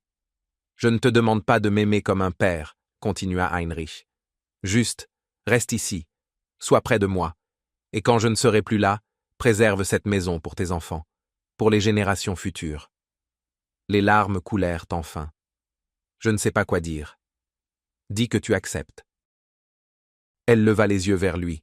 « J'accepte, mais seulement si vous me promettez de vivre encore très très longtemps. » Le vieil homme éclata de rire. « Je ferai de mon mieux, ma fille. Pour toi, je ferai de mon mieux. » La vie semblait enfin s'être apaisée. Clara travaillait à la polyclinique, rentrait au manoir qu'elle considérait désormais comme sa maison, prenait soin d'Heinrich, passait ses soirées avec Marcus. Tout allait bien, trop bien, comme il s'avéra. En février, Martha appela. « Clara, j'ai de mauvaises nouvelles. » Le cœur de Clara se serra. Qu'est-ce qui s'est passé? Thomas s'est évadé de détention. Comment? On n'a pas encore tous les détails. Hier, on le conduisait à un interrogatoire et il s'est enfui. La police le recherche. Clara sentit le sol se dérober sous ses pieds. Il viendra ici? Je ne sais pas, mais il faut être prudent. J'ai déjà contacté la police, ils vont surveiller la maison. Ne sors pas seul, garde les portes fermées. Elle raccrocha et resta longtemps immobile. Thomas était libre. Thomas qui avait juré de se venger. Thomas qui la haïssait. La peur qu'elle croyait vaincue revint. 2 jours passèrent dans une attente angoissée. Une voiture de police montait la garde devant le manoir jour et nuit. Marcus s'installa chez eux, refusant catégoriquement de laisser Clara seule. Heinrich faisait bonne figure, mais elle voyait qu'il était inquiet lui aussi. Le 3e jour, Thomas fut retrouvé. Plus exactement, il se manifesta lui-même. L'appel arriva la nuit. Clara attrapa le téléphone sans être vraiment réveillée. Numéro inconnu. « Allô? Salut, Clara. » Elle reconnut la voix instantanément. Le sang se glaça dans ses veines. « Thomas, tu m'as manqué? » Il rit d'un rire malsain, brisé. « Moi, tu m'as beaucoup manqué. »« Que veux-tu? » ?»« Parler. Juste parler. Ce n'est pas un crime, si? »« Tu t'es évadé. Ça, c'est un crime. »« Ah oui, c'est vrai. » Il éclata de rire. « Tu vois ce que tu m'as fait? À cause de toi, je suis un fugitif. À cause de moi? Et à cause de qui? Qui a balancé sur moi au parquet? Qui a poussé cette vieille sorcière à fouiller dans mes affaires? Toi, Clara, toi seule. » Elle se tut. Marcus, réveillé par la conversation, s'assit près d'elle, inquiet. « Ne te tais pas, » poursuivit Thomas. « Je sais que c'est toi, et je sais que tu n'es pas seul là-bas, avec ton petit ami, hein? Le docteur Miracle. »« Que veux-tu? » répéta-t-elle. « Je te l'ai dit, parler, mais pas au téléphone, en face à face. »« Non. »« Clara. Clara. » Sa voix devint menaçante. « Tu sais bien que j'obtiendrai ce que je veux. Tôt ou tard, on peut faire ça gentiment ou méchamment. À toi de choisir. Rends-toi à la police. C'est la seule solution raisonnable. » Raisonnable? Il ricana. 10 ans de prison, c'est raisonnable? Non, Clara. J'ai un autre plan. La communication se coupa. Après cet appel, Clara ne put plus dormir. Elle resta dans le salon, emmitouflée dans une couverture. Marcus était à côté d'elle, lui tenant la main, essayant de la calmer. Mais comment se calmer quand on sait que, quelque part dans l'obscurité, erre un homme qui vous hait? « Il n'osera pas venir ici, » disait Marcus. « La police est là, il n'est pas suicidaire. Tu ne le connais pas, il est comme un animal acculé, il n'a plus rien à perdre. Justement, il ne prendra pas ce risque. Pourquoi venir ici s'il sait qu'on l'attrapera? » Clara secoua la tête. « Il viendra, je le sens. » Elle avait raison. Le soir suivant, alors que Marcus était parti au magasin et qu'Heinrich s'était allongé pour se reposer, on sonna à la porte. Clara se figea. La police? Martha? Elle regarda par le Judas. Personne. Étrange. « Qui est là? » cria-t-elle sans ouvrir. Silence. Puis le bruit d'une vitre brisée, du côté du jardin. Le cœur de Clara se mit à battre à tout rompre. Elle attrapa son téléphone et appela la police. « Quelqu'un essaie de pénétrer dans la maison. Adresse. » Elle n'eut pas le temps de finir. La porte du jardin, celle qui menait à la serre, s'ouvrit brusquement. Thomas se tenait sur le seuil. Il avait l'air terrible, mal rasé, les yeux fous, les vêtements sales, un couteau à la main. « Salut, Clara !» dit-il avec un sourire tordu. « On se retrouve enfin. » Elle recula. « Thomas, ne fais pas de bêtises. » « Des bêtises. » Il avança. J'en ai déjà fait quand je t'ai cru, quand je t'ai laissé entrer dans ma vie. La police arrive. Qu'ils viennent. Je m'en fiche. Il sourit de nouveau. Je n'ai plus rien à perdre, Clara. Tu comprends? Plus rien. Tu m'as tout pris. Le business, l'argent, la liberté. Il ne me reste qu'une chose. Laquelle? Te reprendre ce que tu m'as pris. Il se jeta sur elle. Clara cria en esquivant le couteau. Elle renversa une chaise, se protégea derrière une table. Tu ne m'échapperas pas. Thomas renversa la table et la poursuivit. Tu n'iras nulle part. Elle courut vers l'escalier. Le seul chemin vers l'étage, vers la chambre d'Heinrich, vers le téléphone. Mais Thomas fut plus rapide. Il l'attrapa par les cheveux et la tira en arrière. Je t'ai eu. Clara tomba. Il se pencha sur elle, le couteau levé. Et à cet instant, un coup lourd, sourd. Thomas vacilla et s'effondra. Derrière lui se tenait Heinrich. Dans ses mains, une statuette en bronze prise sur la cheminée. « Ne touche pas à ma fille !» râla-t-il. Puis il porta soudain la main à sa poitrine. Le reste, Clara s'en souvenait confusément. La police entra en trombe une minute plus tard. Thomas fut maîtrisé et menotté. Il était conscient, mais sonné. Mais Clara ne le regardait pas. Elle regardait Heinrich, allongé sur le sol, la main pressée contre sa poitrine. « Une ambulance! Vite! Une ambulance !» Elle pratiquait la respiration artificielle, le massage cardiaque, tout ce qu'on lui avait appris. Les policiers s'agitaient autour, certains appelaient, d'autres criaient. Quand l'ambulance arriva, le vieil homme était encore en vie. De justesse. « Infarctus », dit le médecin. « Massif. On l'emmène en réanimation. » Clara monta dans l'ambulance à côté du brancard. Elle tenait Heinrich par la main. « Ne meurs pas, » murmurait-elle. « Ne meurs pas, j'ai besoin de toi. » Il ne répondait pas. Ses yeux étaient fermés. À l'hôpital, on ne la laissa pas entrer en réanimation. Elle resta assise dans le couloir, sans sentir le temps passer. Marcus était à ses côtés, accouru dès qu'il avait appris ce qui s'était passé. Katia était venue aussi. Martha. Tous se taisaient. Les heures s'étiraient à l'infini. Les médecins entraient et sortaient, mais ne disaient rien. À l'aube, un chirurgien sortit enfin. Il avait l'air épuisé, les yeux rouges. Les proches de von Reichenbach? Je suis quelqu'un de très proche de lui, dit Clara en se levant d'un bond. Le médecin la fixa longuement. L'opération est terminée, mais son état est grave. Les prochaines 24 heures seront décisives. Il va survivre? Le médecin hésita. Nous faisons tout ce qui est possible. Une journée devint 3. Clara vivait pratiquement à l'hôpital. Elle partait juste pour se changer et se laver, puis revenait aussitôt. Elle s'asseyait devant la porte de la réanimation et attendait. Le 3e jour, Heinrich reprit connaissance. On l'autorisa à le voir 5 minutes. Il était allongé sous des perfusions, pâle, amaigri, mais ses yeux étaient ouverts, clairs, vivants. « Clara, ne parlez pas, » dit-elle en s'asseyant près de lui et en lui prenant la main. « Économisez vos forces. » « Ma fille. » Il sourit faiblement. « Tu es saine et sauve? »« Oui, grâce à vous. »« Bien. » Ses yeux se fermèrent. « Bien. » Il s'endormit, mais c'était un sommeil normal, pas un coma. Le médecin dit qu'il y avait de bonnes chances, de très bonnes chances. Thomas fut jugé 1 mois plus tard. Aux accusations précédentes s'ajoutèrent de nouvelles charges, évasion, violation de domicile, tentative de meurtre. La peine monta à 15 ans. Clara assista au prononcé du verdict. Elle regarda Thomas être emmené, brisé, vieilli. Il se retourna une dernière fois. Leurs regards se croisèrent. Il n'y avait plus de haine dans ses yeux, seulement le vide.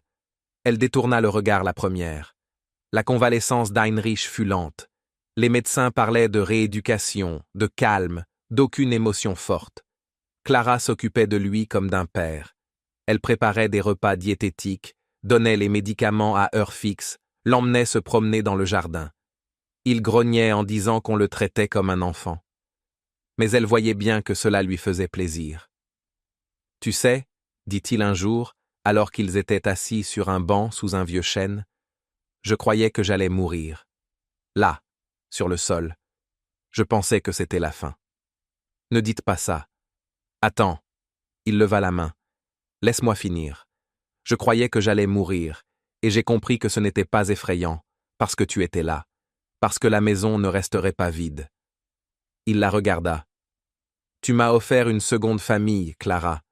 Pour ça, je t'en suis reconnaissant plus que je ne peux l'exprimer. » Elle eut la gorge serrée.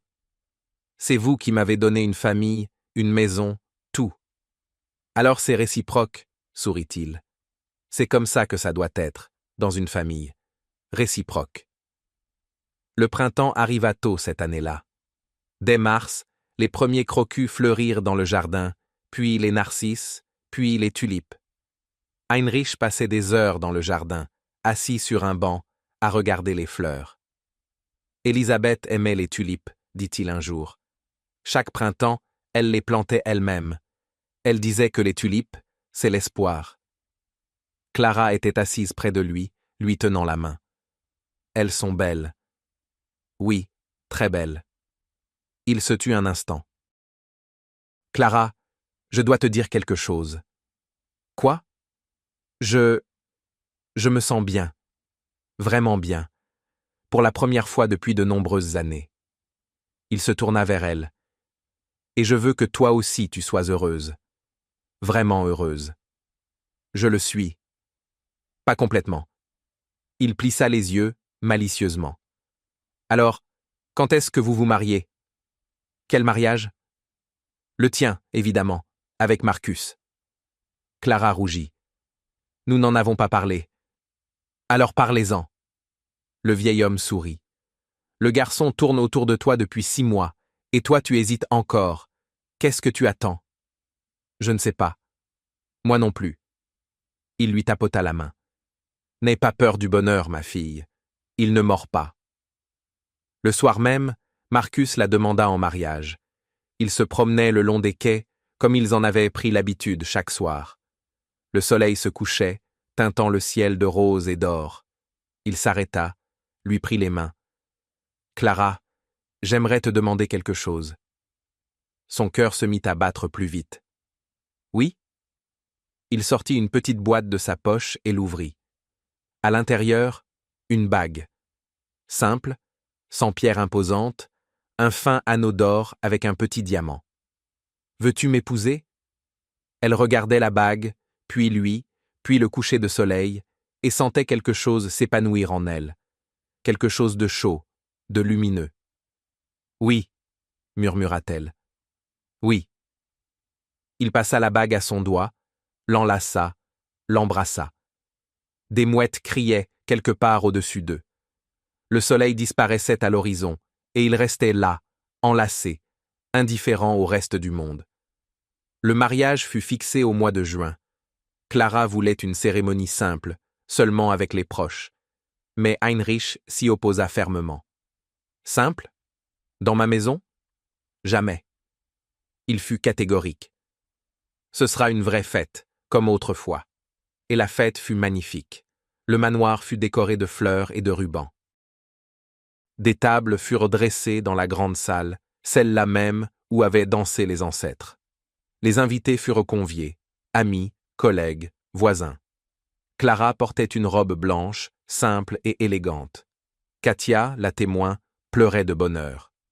Martha regardait la scène avec une fierté maternelle, et Heinrich conduisait Clara à l'autel. « Qui donne cette femme ?» demanda l'officiant. « Moi », répondit le vieil homme. Son père. Et c'était vrai. Après la cérémonie, il y eut un banquet, des danses, des toasts. Les invités firent la fête jusque tard dans la nuit. Clara dansait avec Marcus, désormais son mari. Il la tenait fermement, tendrement. « Heureuse ?» murmura-t-il. « Très. Moi aussi. » Il sourit. « C'est le plus beau jour de ma vie. » Et de la mienne. Il tournait dans la salle, et elle avait l'impression que le temps s'était arrêté, que cet instant durerait pour toujours. Vers minuit, Clara sortit dans le jardin pour prendre l'air. Elle se tenait près de la fontaine, regardait les étoiles et pensait à l'étrangeté de la vie. 6 mois plus tôt, elle était assise à un arrêt de bus, sans argent, sans espoir. Et aujourd'hui, belle soirée. Elle se retourna. Heinrich se tenait près d'elle, en costume de fête, une coupe de champagne à la main. Fatigué? Un peu. Il sourit. Mais ça en valait la peine. Ils restèrent silencieux, regardant le ciel. « Tu sais, » dit le vieil homme, « je pense souvent à cette nuit où nous nous sommes rencontrés à l'arrêt de bus. Moi aussi. Si tu n'avais pas partagé ton pain, si tu étais passé comme les autres, rien de tout cela ne serait arrivé. » Clara le regarda. « Je ne pouvais pas passer mon chemin. Ça aurait été mal. »« Exactement, » acquiesça-t-il. « C'est tout toi. Tu ne peux pas rester indifférente à la détresse des autres. Tu ne peux pas ne pas aider. » Il leva son verre.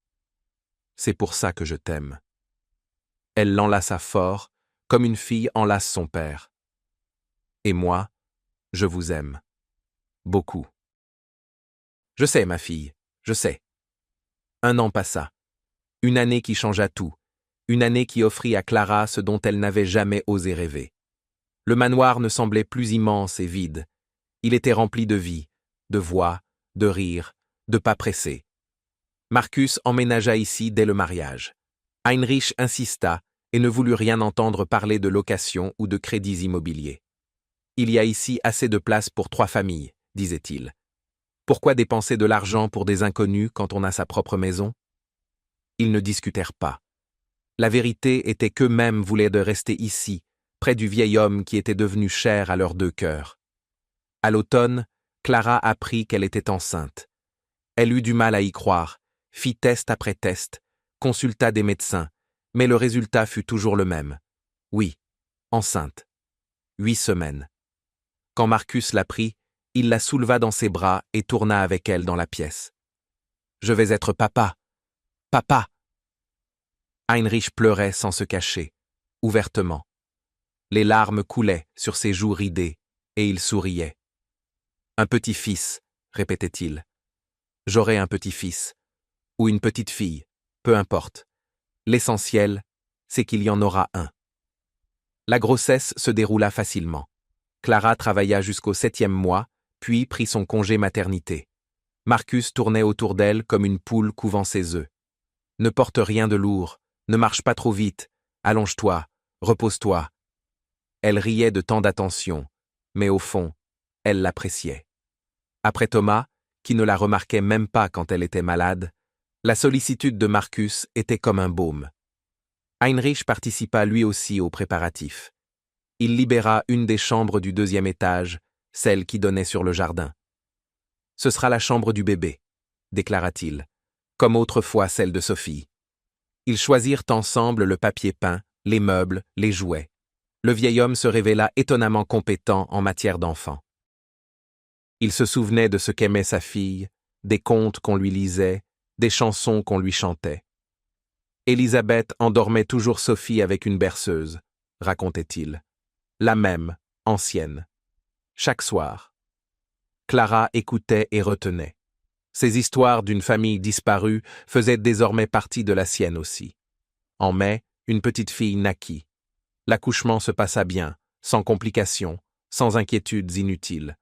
Marcus était là, lui tenant la main. Quand la sage-femme posa sur sa poitrine ce petit être chaud, Clara pleura de bonheur, de soulagement, d'amour. Un amour si immense qu'elle croyait que son cœur n'y résisterait pas. « Bonjour, petite, » murmura-t-elle. « Je suis ta maman. » On appela la fillette Élisabeth, en l'honneur de la femme d'Heinrich. Quand le vieil homme prit sa petite arrière-petite-fille dans ses bras pour la première fois, il resta longtemps silencieux, la regardant, observant ce minuscule visage, ses paupières closes. « Élisabeth, » dit-il enfin. « Mon Élisabeth. » Et Clara comprit. La boucle était bouclée.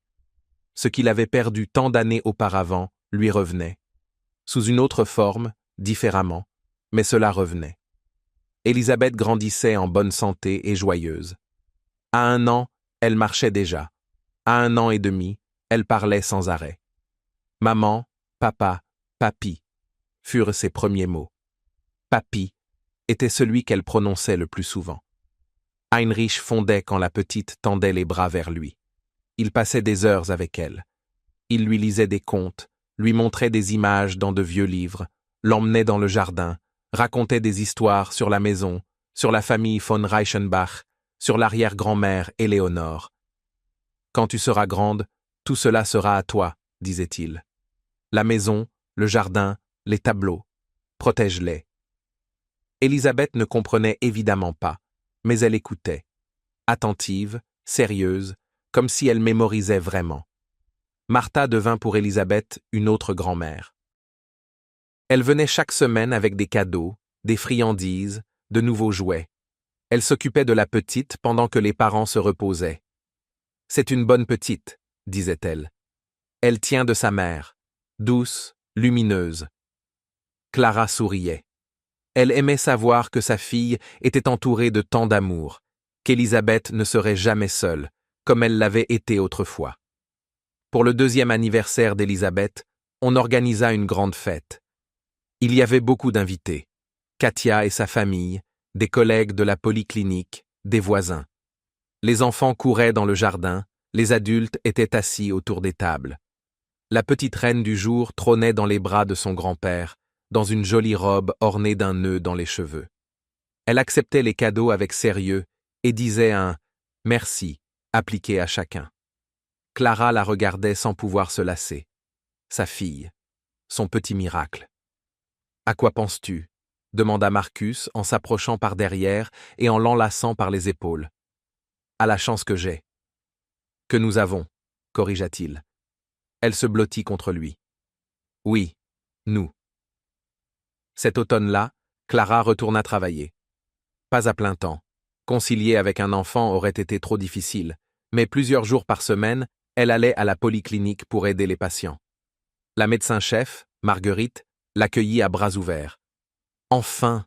s'exclama-t-elle. « Sans toi, ce n'est plus pareil ici. » Clara riait, mais cela lui faisait plaisir de savoir qu'on l'attendait, qu'on l'appréciait. Le travail l'aidait à ne pas se dissoudre entièrement dans la maternité. Elle aimait Élisabeth plus que tout, mais elle avait besoin aussi de quelque chose à elle, de quelque chose qui lui appartenait. Marcus fut promu chef du service de médecine interne. Il travaillait beaucoup, parfois tard le soir, mais rentrait toujours à la maison, auprès de sa femme, de sa fille et du grand-père. « Tu ne te fatigues pas trop » demandait Clara en voyant son visage amaigri. « Si, mais c'est une bonne fatigue. » Il souriait. « Tu sais, quand je rentre et que je vous vois, tout disparaît, immédiatement. » Elle le comprenait. Elle ressentait elle-même exactement la même chose. Heinrich, malgré son âge, tenait bon. Après l'infarctus, il se mit à prendre sa santé plus au sérieux. Il prenait ses médicaments, marchait tous les jours, faisait attention à son alimentation. Marcus l'examinait régulièrement, l'emmenait faire des contrôles. « Le cœur est stable, » disait-il. « Si vous prenez soin de vous, vous vivrez encore 100 ans. » 100 ans, c'est un peu excessif, riait le vieil homme. Mais 10 ou 15 ans de plus, ce serait bien. Je veux voir Élisabeth entrer à l'école. Clara priait en silence pour que cela se réalise, pour qu'il reste avec eux le plus longtemps possible. Le temps passait. Élisabeth eut 3 ans, puis 4, puis 5. Elle grandissait, devenait une petite fille intelligente et curieuse. Elle aimait les livres, le dessin, les promenades dans le jardin. « Elle tient de son arrière-grand-mère Éléonore », disait Heinrich en regardant ses dessins. Elle aussi était artiste. Clara inscrivit sa fille à une école d'art afin qu'elle développe son talent. L'année où Élisabeth eut 6 ans, Clara tomba de nouveau enceinte. Cette fois, ce fut un garçon. L'échographie le montra clairement, sans aucun doute. Marcus voulut appeler son fils Heinrich, en l'honneur du grand-père. Clara accepta immédiatement. Lorsqu'ils annoncèrent la nouvelle à Heinrich, le vieil homme resta longtemps silencieux. Puis il retira ses lunettes, les essuya, et Clara comprit qu'il pleurait. « Heinrich » murmura-t-il. « Le petit Heinrich. » Cela ne vous dérange pas? Me déranger? Il la regarda. Ma fille, c'est le plus beau cadeau que j'ai jamais reçu. Heinrich naquit en décembre, juste avant le Nouvel An. Un garçon solide, à la voix puissante. Il criait si fort que les murs en tremblaient. Du caractère, ria la sage-femme. Il commandera tout le monde. Élisabeth accueillit son frère avec curiosité. Elle le regarda longtemps, le toucha du bout du doigt. Petit, dit-elle enfin. Et quand est-ce qu'il va grandir? Bientôt, promit Clara. Très bientôt. Ils étaient désormais 5, sans compter le chat qu'Élisabeth avait ramené de la rue 1 an plus tôt. La maison se remplit de bruit et d'agitation. Les pleurs des enfants, le bruit de leurs pas, les rires clairs devinrent le fond sonore habituel de leur vie. Heinrich s'installa au rez-de-chaussée. Monter les escaliers devenait trop difficile, mais il ne se plaignait pas. Il disait que c'était même plus pratique, plus près de la cuisine. Le soir, ils se réunissaient tous ensemble dans le salon.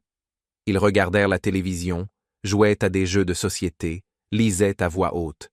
De simples soirées familiales que Clara n'aurait autrefois pu qu'imaginer. Un soir d'hiver, alors que les enfants dormaient déjà et que Marcus était parti pour une garde de nuit, Clara était assise avec Heinrich près de la cheminée. Dehors, la neige tombait. Dans la maison, il faisait chaud et calme. « Tu sais, ma fille, » dit le vieil homme en regardant le feu, « je pense souvent au passé, à Élisabeth, à Sophie, aux années de solitude. » Clara attendit la suite en silence. « Et tu sais ce que j'ai compris ?» Il se tourna vers elle. « Rien n'a été vain.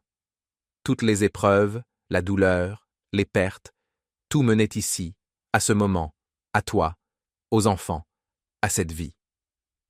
Vous croyez au destin? Je ne sais pas comment appeler ça. Le destin, la providence, un dessein supérieur. » Il haussa les épaules. « Mais je crois que tout est lié, que rien n'arrive par hasard. Notre rencontre à l'arrêt de bus... » Justement. Il hocha la tête. « Tu aurais pu passer ton chemin. J'aurais pu ne pas t'appeler. Mais tu ne l'as pas fait. Je ne l'ai pas fait. Et nous voilà ici. » Clara regardait le feu, réfléchissant à ses paroles. « Je suis reconnaissante, » dit-elle doucement. « Chaque jour. Moi aussi, ma fille, moi aussi. » Au printemps, Élisabeth entra en première année d'école. Clara et Marcus l'accompagnèrent jusqu'à l'établissement, lui tenant la main, lui donnant les dernières recommandations. Élisabeth écoutait sérieusement, hochait la tête. « Maman, papa, j'ai tout compris, » dit-elle enfin. « Je peux y aller ?» Ils lâchèrent ses mains et la regardèrent se diriger vers les portes de l'école, petite, avec un énorme cartable sur le dos. Sur le seuil, elle se retourna et leur fit signe de la main. « Au revoir. »« Au revoir, mon cœur. » Les portes se fermèrent, et leur petite fille était désormais une écolière. Heinrich les attendait à la maison avec une tarte. « Alors, comment ça s'est passé? Elle n'a pas pleuré? » « Non, elle y est allée comme une grande. Ma petite fille. » Il sourit. « Courageuse. » Le petit Heinrich était un vrai tourbillon. À 2 ans, il courait déjà partout dans la maison.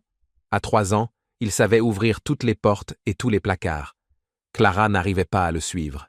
« Tout son père, » riait Marcus. « J'étais pareil enfant, maman me l'a raconté. » Élisabeth traitait son frère avec une tendre indulgence. Elle jouait avec lui lisait des livres, parfois l'éduquait. « Heinrich, non, » disait sa petite voix sévère. « Remets ça à sa place. » Bien sûr, Heinrich n'obéissait pas toujours, mais il adorait sa sœur. Cette année-là, Clara décida de faire des études supérieures. Elle y pensait depuis longtemps, mais avait toujours repoussé. Maintenant qu'Élisabeth était à l'école et que Heinrich avait grandi, elle avait du temps. Elle s'inscrivit en enseignement à distance à la faculté de médecine. Elle voulait devenir médecin, comme Marcus. « Tu es sûr ?» lui demanda-t-il, lorsqu'elle lui montra les documents. « Sûr. Je veux plus. Je veux évoluer. » Il l'enlaça. « Je suis fier de toi. » Les études n'étaient pas faciles. Les concilier avec le travail et la famille était compliqué, mais Clara tenait bon. Elle étudiait la nuit écrivait ses devoirs entre 2 repas des enfants. Heinrich l'aidait, gardait les petits pendant qu'elle travaillait. « Étudie, ma fille, » disait-il. « Le savoir, c'est la force. » Et elle étudiait. 3 années passèrent. Clara obtint son diplôme de médecin. À la cérémonie, elle pleura. De joie, de fierté, de fatigue. Toute la famille était là. Marcus, les enfants, Heinrich. Ils applaudirent, crièrent « Bravo !»« Docteur Clara !» déclara solennellement Elisabeth, déjà presque adolescente. « Ça sonne trop bien. »« Ça sonne parfaitement », corrigea Marcus en embrassant sa femme. Un nouveau poste. Dans la même polyclinique, mais désormais en tant que médecin généraliste. Clara recevait les patients, posait des diagnostics, prescrivait des traitements. Ce dont elle avait rêvé autrefois, encore enfant. Les collègues la respectaient. Les patients l'aimaient. « Docteur, vous êtes si gentille. Merci, » disait-il. Elle souriait. Elle faisait son travail. Heinrich eut 80 ans. On célébra l'anniversaire en grand, comme il aimait. Invités, musique, danse. Le vieil homme était assis en bout de table, recevait les félicitations. 80 ans, disait-il en secouant la tête. On dirait qu'hier encore, j'en avais 20. Vous êtes en pleine forme, dit Martha. Certains n'en font pas autant à 60 ans. Il riait. Il était heureux. Après la fête, lorsque les invités furent repartis, Heinrich appela Clara dans son bureau. « Assieds-toi, ma fille. Parlons un peu. » Elle s'assit, ressentant une légère inquiétude. Il y avait quelque chose dans sa voix. « Ne t'inquiète pas, » dit-il en remarquant son regard. « Rien de mauvais. Je veux juste te montrer quelque chose. » Il ouvrit un vieux coffre-fort dans un coin du bureau et en sortit un épais dossier. « Tiens, prends-le. » Clara l'ouvrit. « Désormais, c'est à toi. Enfin, à vous. À désormais, c'est à toi. Enfin, à vous. À toi, à Marcus, aux enfants. Heinrich. Ne discute pas. » Il leva la main. « J'ai tout mis à ton nom il y a 3 ans déjà. Tu ne le savais pas. Maintenant, tu le sais. » Clara regardait les papiers, incapable de parler. « Je ne mérite pas. » « Tu mérites. » Sa voix était ferme. « Tu m'as donné une famille quand je pensais mourir seul. Tu m'as donné des petits-enfants que je n'espérais même pas voir. Tu m'as donné une raison de continuer à vivre. » Il lui prit la main. « Ce n'est qu'un maigre remerciement. Très maigre. » Les larmes coulaient sur ses joues. « Merci, » murmura-t-elle. « Pour tout. Merci. Merci à toi, ma fille. À toi. » La vie continuait. Elisabeth entra au lycée, Heinrich alla en première année. Clara et Marcus travaillaient, élevaient leurs enfants, s'aimaient. Heinrich vieillissait. Lentement, dignement. Sa santé lui jouait parfois des tours, mais il tenait bon. « Tant que mes petits-enfants sont là, je vivrai, » disait-il. Et il vivait. Un soir, ordinaire, sans rien de particulier, Clara était assise sur la véranda, regardant le coucher du soleil. Les enfants jouaient dans le jardin, Marcus bricolait quelque chose dans le garage. Heinrich somnolait dans son fauteuil. Un soir ordinaire. Une vie ordinaire. Et soudain, elle comprit. C'était cela, le bonheur. Pas les fêtes, pas les cadeaux, pas les grands événements. Mais ceci. Un soir paisible, des êtres chers à proximité, la sérénité dans l'âme. Elle pensa à la façon dont tout avait commencé. L'arrêt de bus, la pluie, un morceau de pain. Un vieil homme dans un manteau usé qui n'était pas celui qu'il semblait être. Le destin, le hasard, peu importe. Ce qui comptait, c'est qu'elle ne soit pas passée son chemin, qu'elle ne se soit pas détournée de la détresse d'autrui, et que la vie l'en ait récompensée au centuple. Cette nuit-là, elle fit un rêve. Elle se tenait dans une grande salle lumineuse, celle-là même où les von Reichenbach avaient autrefois dansé. Mais la salle n'était pas vide. Il y avait des gens. Une belle femme aux yeux bienveillants. Elisabeth, l'épouse d'Heinrich. À côté d'elle, une jeune fille qui lui ressemblait. Sophie. Elle souriait. Merci, dit Élisabeth. Tu lui as rendu sa famille. Merci, répéta Sophie. Tu l'as rendu heureux. Clara voulut répondre quelque chose, mais se réveilla. Le jour se levait dehors. Marcus dormait à ses côtés, et un léger souffle provenait de la chambre des enfants. Elle sourit. Rêve ou non, peu importait. L'essentiel était qu'elle avait fait le bon choix. Ce jour-là, à l'arrêt de bus, et chaque jour depuis. Épilogue. 10 ans ont passé. Élisabeth a 16 ans. Une belle jeune fille intelligente. Elle se prépare à entrer dans une école d'art. Son talent n'a pas été perdu. Heinrich a 10 ans. Un garçon espiègle, ressemblant à son père, qui rêve de devenir médecin, comme sa maman et son papa. Clara et Marcus sont toujours ensemble, s'aiment aussi fort que le premier jour, ou peut-être encore plus. Heinrich, il est parti doucement, dans son sommeil, à l'âge de 92 ans. Il s'est simplement endormi et ne s'est pas réveillé. Clara pleura longtemps, amèrement, mais elle savait qu'il avait vécu ces dernières années heureux, entouré de sa famille, d'amour et de soins. Il fut enterré près d'Élisabeth et de Sophie, comme il l'avait demandé. Ils étaient de nouveau réunis. Sur la tombe, on grava « Heinrich von Reichenbach, époux, père et grand-père aimant ». La maison resta. L'immense manoir ancien au haut plafond et au plancher grinçant. La maison où avaient vécu des générations de von Reichenbach. La maison qui était devenue celle de Clara et de sa famille. Désormais, ils y vivent. Clara, Marcus, les enfants. Parfois, des invités viennent. Katia avec sa famille, Martha, des collègues. La maison est à nouveau pleine de vie.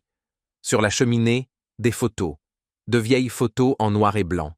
Élisabeth, Sophie, Heinrich jeune. Et des photos récentes, en couleur. Clara et Marcus au mariage, Élisabeth le jour de sa rentrée à l'école, Heinrich avec un énorme gâteau pour son anniversaire. 2 familles, l'ancienne et la nouvelle, liées par une même maison, une même histoire, un même amour. Parfois, le soir, Clara monte au 3e étage, dans le bureau d'Heinrich.